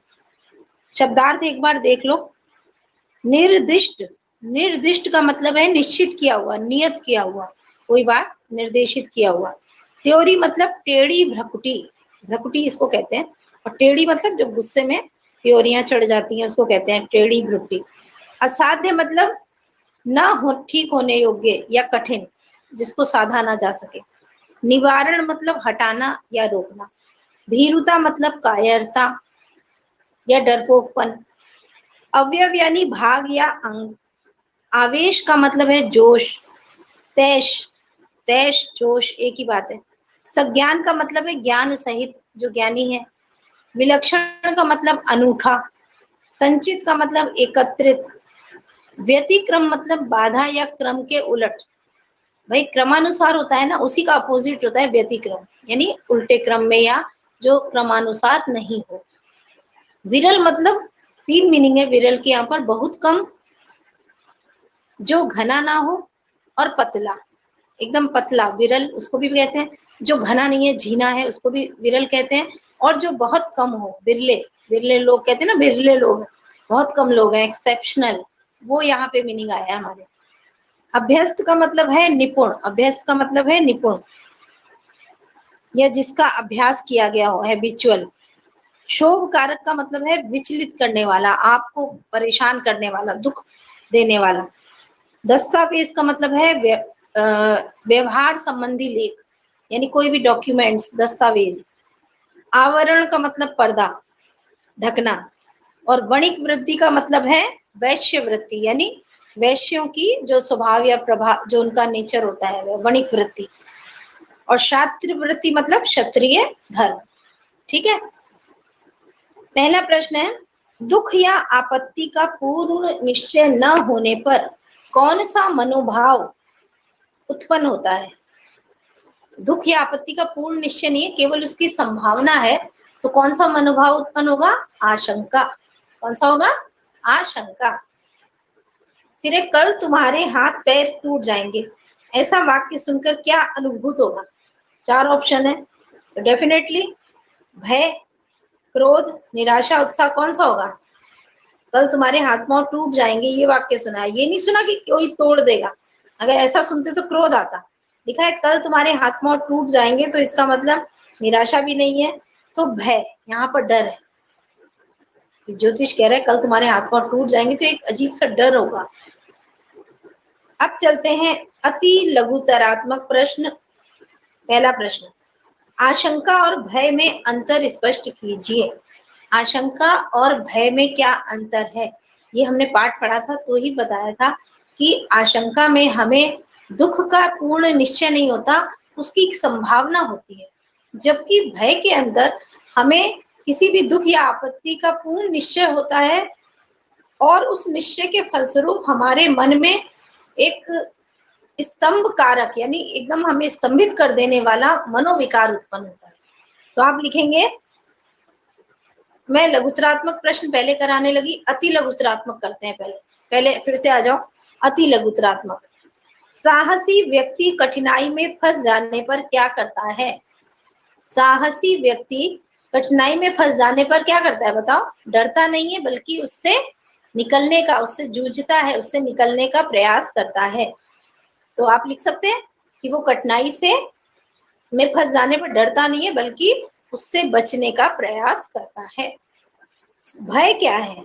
भय, तो इसमें भय की डेफिनेशन देनी है कि कोई आने वाले दुख या आपत्ति का आभास होने पर जो हमारे अंदर एक स्तंभ कारक मनोविकार उत्पन्न होता है, या हमको एकदम विचलित कर देने वाला, भयभीत कर देने वाला जो विकार, मनोविकार उत्पन्न होता है, उसे भय कहते हैं।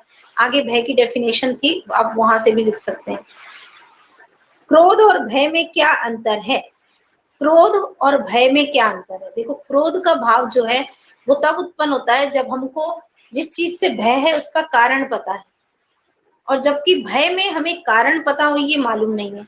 तो यही लेखक कह रहे हैं कि क्रोध के लिए भय के कारण का पता होना आवश्यक है, जबकि भय, क्रोध के अंदर कारण का, जबकि भय के लिए इतना जानना काफी है कि हमको किस चीज से दुख या कष्ट मिलेगा।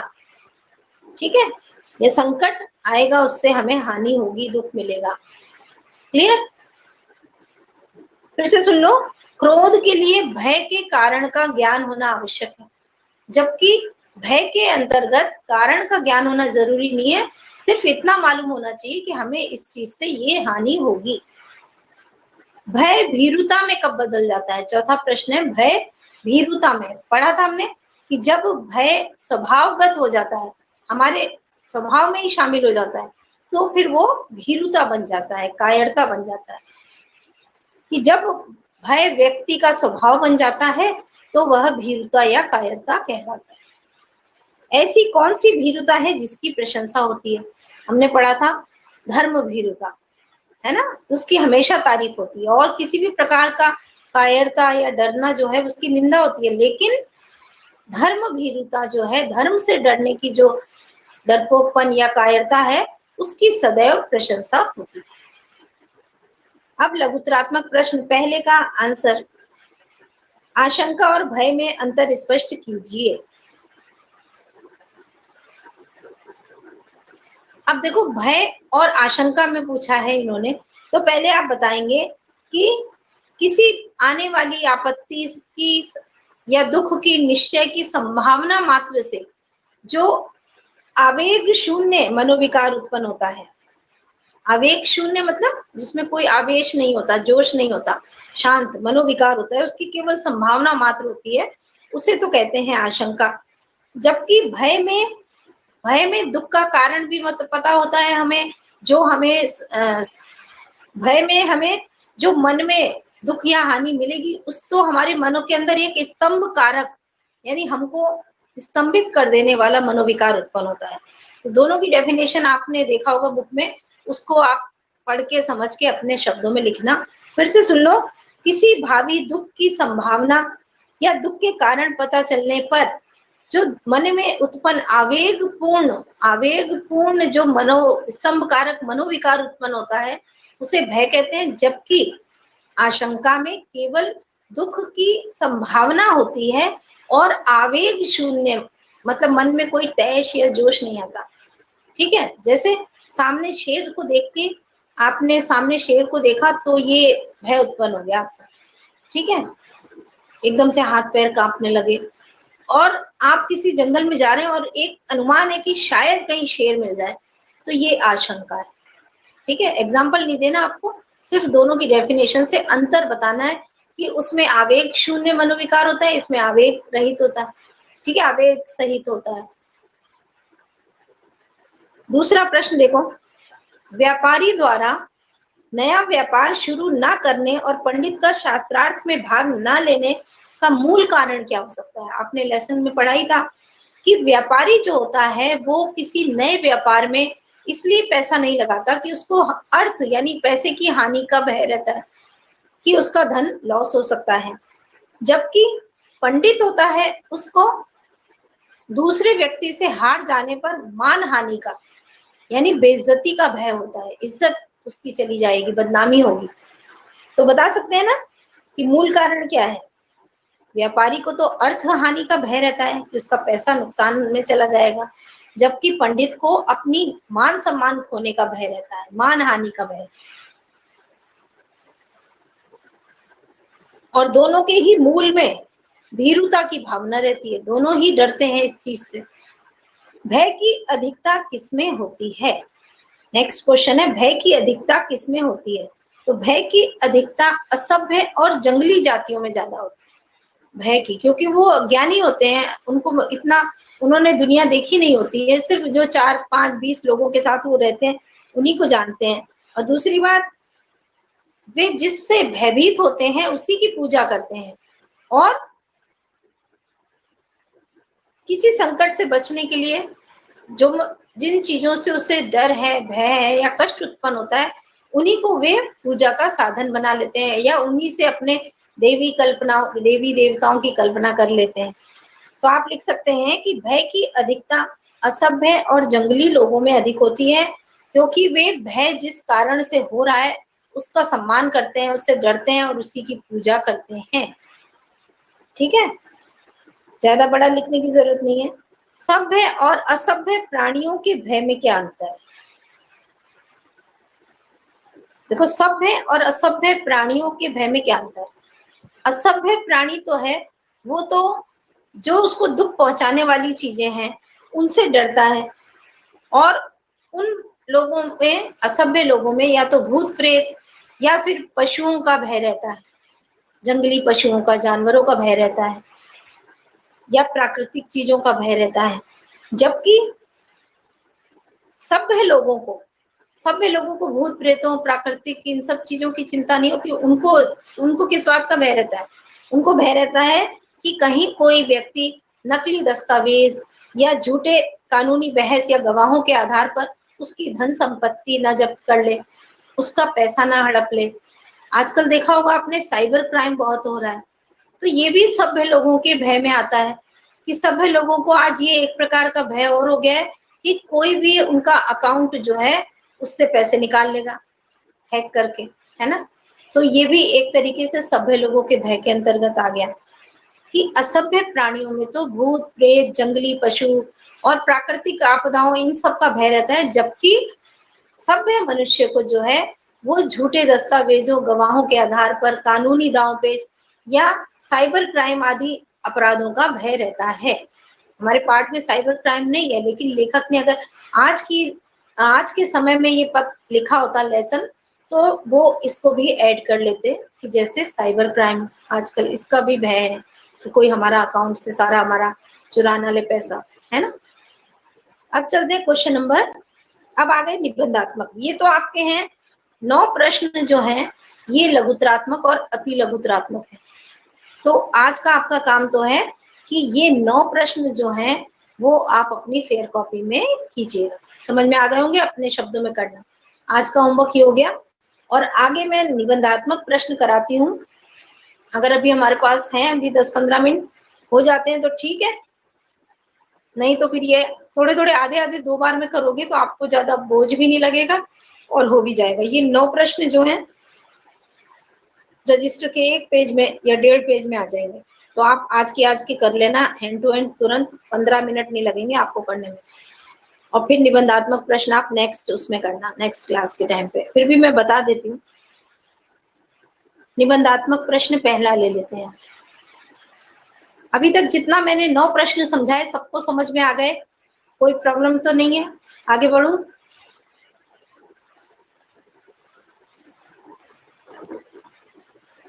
बढ़ूं आगे? आवाज आ रही है मेरी? आवाज क्लियर है? आगे चलूं? No response.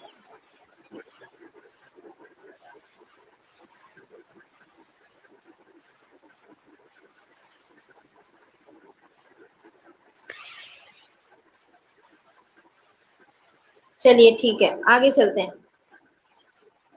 निबंधात्मक पहला प्रश्न है, दुख की छाया को हटाने के लिए व्यक्ति किन बलों का उपयोग करता है और कैसे? यानी जब मनुष्य संसार में आता है और जब थोड़ा सा समझदार होता है और उसको इस चीज का ज्ञान होने लगता है कि ये चीजें जो हैं हमको नुकसान पहुंचाएंगी, इनसे हमको कोई दुख या आपत्ति मिल सकती है, तो फिर वो क्या करता है, वो धीरे धीरे उन दुखों से मुक्त होने के लिए अपने ज्ञान बल, अपने बुद्धि बल और अपने आत्मिक बल और शारीरिक बल का प्रयोग करता है। 3 बलों की बात आई थी आपके लेसन में, अगर ध्यान दिया हो, कि जैसे जैसे मनुष्य जो है समझदार होता है, भाई बच्चा होता है तब तक तो उसको मालूम नहीं कि इन चीजों से दुख मिलेगा, लेकिन जब वो बड़ा हो जाता है, समझदार हो जाता है, तो उसको अपने चारों तरफ दुखपूर्ण संसार दिखता है और इस दुख की छायाओं को हटाने के लिए वो सबसे पहले अपने ज्ञान बल और अपने बाहुबल से इन दुखों की छाया को दूर करता चलता है। धीरे धीरे आयु बढ़ने के साथ साथ उसकी शारीरिक वृद्धि भी होती है। ठीक है, ज्ञान बढ़ेगा तो वो अपनी बुद्धि का उपयोग करके उस दुख से बच सकेगा। शारीरिक बल बढ़ेगा तो वो अपनी शारीरिक शक्ति के बल पर वो कष्ट दूर कर सकेगा। और एक और बल की बात हुई है, आत्मिक बल, आत्मबल। आत्मबल मनुष्य के अंदर कार्य करने की प्रेरणा देता है, विश्वास उत्पन्न करता है, आत्मविश्वास, कॉन्फिडेंस। तो इसका मतलब कि जब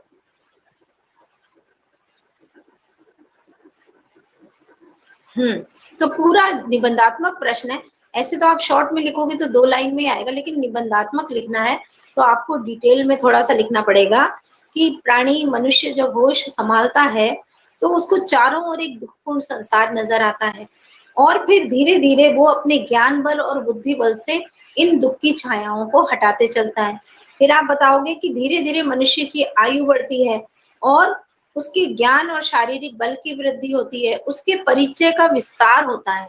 परिचय का विस्तार मतलब ये होता है कि देश दुनिया को समझने लगता है, ज्यादा से ज्यादा लोगों को जानने लगता है और धीरे धीरे वो ये जान लेता है कि कौन लोग उसको सुख पहुंचाएंगे और कौन लोग उसको दुख पहुंचाएंगे। उसका ज्ञान बढ़ता है और जब उसको शारीरिक वृद्धि होने के साथ शारीरिक बल बढ़ता है, ज्ञान बल बढ़ता है और मन में आत्मबल आता है कि उसको इस कार्य को करना है विश्वास के साथ, तो फिर वह सब तरह के दुखों को दूर करने के लिए प्रयास करता है, प्रयत्न करता है। तो तो इस प्रकार जो उसके मन में दुख होता है, चाहे वो पशुओं का हो, आसपास रहने वाले लोगों का हो, अजनबियों का हो, इन सब दुखों से वो मुक्ति पा लेता है। ठीक है, आगे समझ में तीनों बलों के बारे में थोड़ा सा विस्तार से बता देना कि आत्मिक बल, शारीरिक बल, बुद्धि बल। ओके, अब दूसरा प्रश्न देखिए, सभ्यता से अंतर केवल इतना पड़ा है कि दुख दान की विधियां बहुत गूढ़ और जटिल हो गई हैं। पंक्ति का आशय स्पष्ट कीजिए।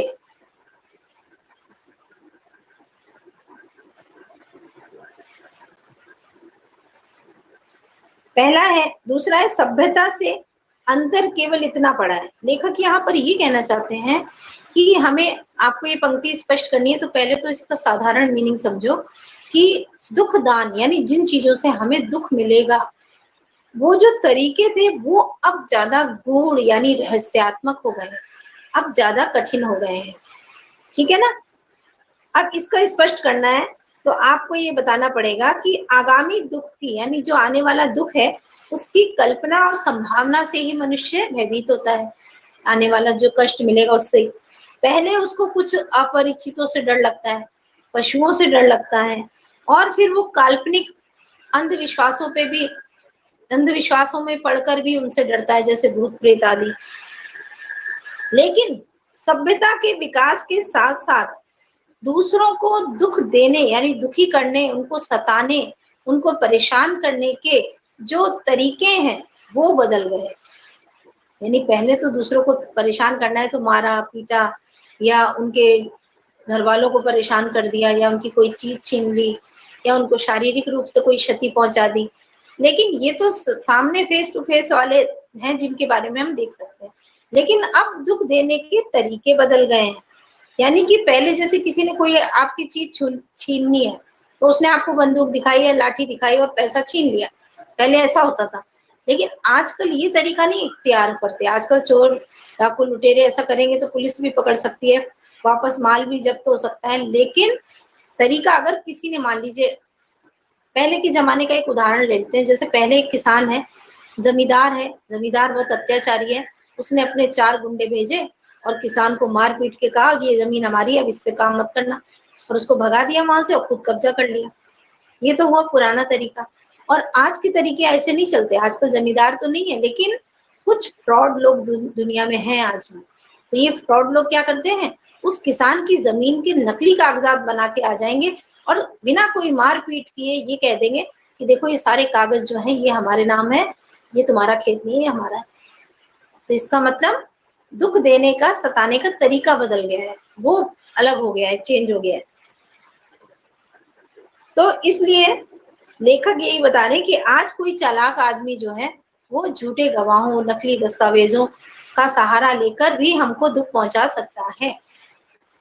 ठीक है ना, यानी कि दूसरों की संपत्ति हड़पने के लिए मारपीट, लूट पाट ही जरूरी नहीं है, हम बड़े शांत तरीके से भी उन्हें दुख दिया जा सकता है। ठीक है, तो इस प्रकार दुख पहुंचाने की विधियां जो है वो बहुत ही गूढ़ और जटिल और कुटिल हो गई। अब देखो, हालांकि ये बुक में तो नहीं है आपको, पर मैं एग्जाम्पल के तौर पे बता रही हूँ कि अभी आप सबने सुना होगा सुशांत सिंह आत्महत्या केस, सुना होगा ना सबने। अब ये भी सुशांत सिंह को भी दुख पहुंचाने का जो तरीका था, उसने सुसाइड किया, उसने आत्महत्या की, उसके पीछे कारण क्या था, कौन लोग थे, तो उन्होंने भी उसको दुख दिया ना, कष्ट दिया, जिससे वो परेशान होकर उसने आत्महत्या की। ये जाने उसका मर्डर हुआ, अभी तो ये क्लियर ही नहीं हुआ। तो अगर मान लीजिए सुसाइड भी है तो उसको दुख देने के पीछे कारण जो है वो गूढ़ है, जटिल है, वो नजर नहीं आ रहा। कौन लोग हैं कंफर्म नहीं है, लेकिन वो पूरे बॉलीवुड के लोग हैं जिन्होंने प्रेशर डाला, उस पर मानसिक दबाव बनाया, उसके साथ बहुत ही बाइकाट किया या जो भी उसके साथ किया। तो ये सब दुख दान की विधियां ही तो है जो गूढ़ और जटिल है, जो सामने नजर नहीं आ रही। सामने कोई नहीं आ रहा कि कौन था इन सब के पीछे, लेकिन वो सारी चीजें जो थी वो दुख देने की ही विधियां कहेंगी। आई बात समझ में? सबको दुख तो हुआ होगा, बहुत दुख हुआ ना, इतना अच्छा एक्टर चला गया। चलो अब आ जाते हैं वापस लेसन पे। भय के साध्य और असाध्य दोनों रूपों को सोदाहरण समझाइए। भय के दो तरीके होते हैं, एक साध्य और एक असाध्य। हमने लेसन के टाइम पे पढ़ा था। तो ये पूरा आपको इसमें एग्जाम्पल देना है उस पैराग्राफ में से कि भय के दो रूप है, साध्य और असाध्य रूप। असाध्य रूप तो वह है कि जिसका हम निवारण करके भी, प्रयत्न करके भी, कोशिश करके भी उस दुख से नहीं बच सकते, जबकि साध्य रूप भय का वह रूप है जिसमें हम कोशिश करके बच सकते हैं, उस दुख से भाग सकते हैं। जैसे फिर आप उदाहरण देना कि दो मित्र अचानक जंगल में जा रहे थे और शेर की दहाड़ सुनते हैं और भयभीत हो उठते हैं। शेर से बचने के लिए वहां से कहीं भाग जाते हैं या छिप जाते हैं। तो ये जो तरीका है, भागना या छिपना या पेड़ पर चढ़ना, ये भय का साध्य रूप है, साधा जा सकता है। और व्यक्ति को दुख निवारण का, और अगर मान लीजिए कोई व्यक्ति जो भाग नहीं पा रहा या असमर्थ है भागने में, या उसके अंदर इतनी सोचने की बुद्धि नहीं है, तो वो वही खड़ा खड़ा कांपने लगेगा, थरथर, या हो सकता है डर के मारे बेहोश हो जाए। तो फिर ऐसी स्थिति में वो क्या कहलाएगा? भय का असाध्य रूप। वो उस भय से किसी भी तरीके से मुक्त नहीं रह पाता। तो भय के दुख के निवारण का जिसमें, या साहस का जिसमें अभाव होता है, या दुख के कारण से वो मुक्ति नहीं पा सकता, वो क्या करता है? वो वहीं स्तंभित हो जाता है, वहीं पे खड़ा रह जाता है। तो ये भय का असाध्य रूप कहलाएगा।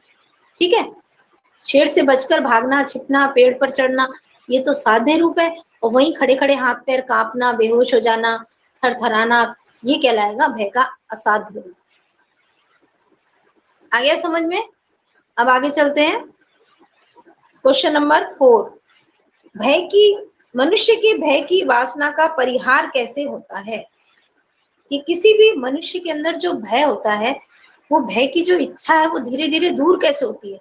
यानी कहने का मतलब ये कि उसकी भय जो है वो कम कैसे होता है, उसका डर दूर कैसे होता है।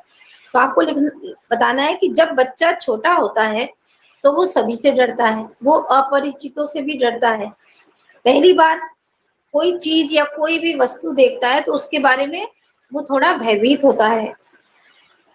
और फिर धीरे धीरे जब उसकी उम्र बढ़ती है या वो बार बार उस चीज को देखता है तो उसके भय का परिहार होता है, उसका भय धीरे धीरे कम होता है। और जब वो और बड़ा होता है, उसकी शारीरिक शक्ति का विकास होता है, तो शारीरिक शक्ति के विकास के साथ साथ उसका आत्मबल बढ़ता है, कॉन्फिडेंस बढ़ता है, बुद्धि बढ़ती है, और वो उन चीजों से भयभीत होना छोड़ देता है। तो इसलिए आप कह सकते हैं कि मनुष्य वृद्धि को प्राप्त जैसे जैसे होता है, वैसे वैसे वो उसके अंदर से भय की जो इच्छा या कामना है वो दूर होती चली जाती है। तो इस तरह वह दुख से मुक्ति पा लेता है। ठीक है, बता देंगे ना बचपन से लेके बड़े होने तक किस तरह उसके अंदर चेंजेस आते हैं और किस तरह वो भय को अपने मन से दूर करता है। ठीक, शुक्ल जी के लिए अब नेक्स्ट क्वेश्चन देखो, क्वेश्चन नंबर 5। क्वेश्चन नंबर 5 है, निर्भयता के लिए शुक्ल जी ने क्या उपाय बताए? यानी पाठ में शुक्ल जी ने निर्भय रहो, आप किसी से ना डर सको, कोई भी चीज आपको डरा ना सके, इसके लिए क्या उन्होंने उपाय बताए हैं। तो इसको आप बता सकते हो कि सबसे पहले हमारे अंदर शारीरिक बल और ज्ञान बल में वृद्धि होना। यानी अगर हम शारीरिक रूप से सक्षम है, हमारे अंदर ज्ञान है, बुद्धि है, विवेक है, तो हम इससे भय के कारक का ज्ञान हो जाता है। यानी भय जिससे होता है वो कारण क्या है उसका ज्ञान हो जाता है, और हम उससे अपनी आत्मरक्षा कर सकते हैं। है समझ में? अब जैसे मान लीजिए बच्चा है, एक बच्चा, अगर आप बिल्कुल छोटा बच्चा है उसको ले जाओगे आपके पास तो वो आग को भी छू लेगा, उसको पता नहीं है कि ये आग जो है हाथ जला देगी। लेकिन धीरे धीरे जब वो बच्चा बढ़ता है, बड़ा होता है, और उसको ये बात पता चल जाती है कि आग जो है हाथ जलाती है, जरूरी नहीं है कि हर बार हमें एक्सपीरियंस लेना ही पड़े, अपना हाथ जला के ही हमको ज्ञान हो कि हाँ इससे हाथ जलता है, ऐसा नहीं है। लेकिन जब बुद्धि बढ़ती है लोग समझाते हैं उसको कि आग है, इससे हाथ जल जाता है, और उसको भी लगता है कि हाँ वाकई ये जला देती है चीजों को, तो ज्ञान बल बढ़ा। तो फिर उसको भय का कारक पता चल गया कि आग जो है वो हाथ जलाने का काम करेगी, इससे दूर रहने में ही भलाई है, तो फिर वो उससे अपनी रक्षा कर लेता है। आज भी हम लोग छोटे बच्चों को माचिस की तीली नहीं देते, माचिस नहीं देते कि कहीं ये हाथ ना जला ले, लेकिन जब वही बच्चा बड़ा हो जाता है तो माचिस हम उसको पकड़ा देते हैं, क्योंकि हमें पता है वो डरेगा नहीं, वो हाथ नहीं जलाएगा, उसको पता है इससे आग लगेगी, हाथ जल जाएगा। तो पहला तो एक उपाय तो है कि शारीरिक बल और ज्ञान बल की वृद्धि के साथ साथ वो भय से बचने का उपाय निकाल लेता है। दूसरा कारण बताया उन्होंने, सभ्यता का विकास होना, कि जैसे जैसे मनुष्य जो है, सभ्यता है वो विकसित होती है, तो वैसे वैसे जिन चीजों से वो डरता है वो डरना छोड़ देता है। यानी मनुष्य जो था वो पहले प्राकृतिक आपदाओं से डरता था, लेकिन आज उससे बचने का प्रयास करता है, क्योंकि मौसम विभाग है, पहले ही अलर्ट हो जाता है कि हाँ तूफान आने वाला है या इस क्षेत्र में बहुत बाढ़ आने वाली है, तो वो अपनी रक्षा कर सकता है, वहां से वो निकल लेता है समय रहते ही। तो इसलिए सभ्यता के विकास के साथ साथ मनुष्य जो है वो, अच्छा भूत प्रेत हैं जैसे भूत प्रेत आदि, तो ये भी क्या है, बहुत पहले के लोग डरते थे, लेकिन अब जैसे जैसे विकसित हो गए, सभ्य हो गए, तो उनको समझ में आने लगा है कि ऐसी कोई चीज दुनिया में नहीं है, तो उन्होंने डरना छोड़ दिया। तो पहला कारण तो शारीरिक और ज्ञान बल में वृद्धि थी। दूसरा कारण उन्होंने बताया सभ्यता का विकास हो, कि जैसे जैसे मनुष्य सभ्य होएगा वैसे वैसे उसका डर और भय दूर होता जाएगा। तीसरा है सुसंस्कृत और शीलता, कि मनुष्य अगर सुसंस्कृत है, शीलवान है, चरित्रवान है, उसका खुद का चरित्र अच्छा है, तो उस स्थिति में वो किसी को भयभीत नहीं करेगा। अब ये वाला मैं लेसन आपको फिर करूंगी, क्योंकि टाइम ओवर हो गया है, दूसरी क्लास का समय हो गया होगा। तो आज का चैप्टर यहीं, हम लोग फिर मिलेंगे अगली क्लास में। आप लोग ये 9 क्वेश्चन आंसर कर लेना कॉपी में, निबंधात्मक अभी मत करना, और एक बार एक्सप्लेन करूंगी। क्लास यहीं ओवर होती है। Okay bye, happy Teej, happy rainy day, बारिश हो रही है, मजे लो, बाय।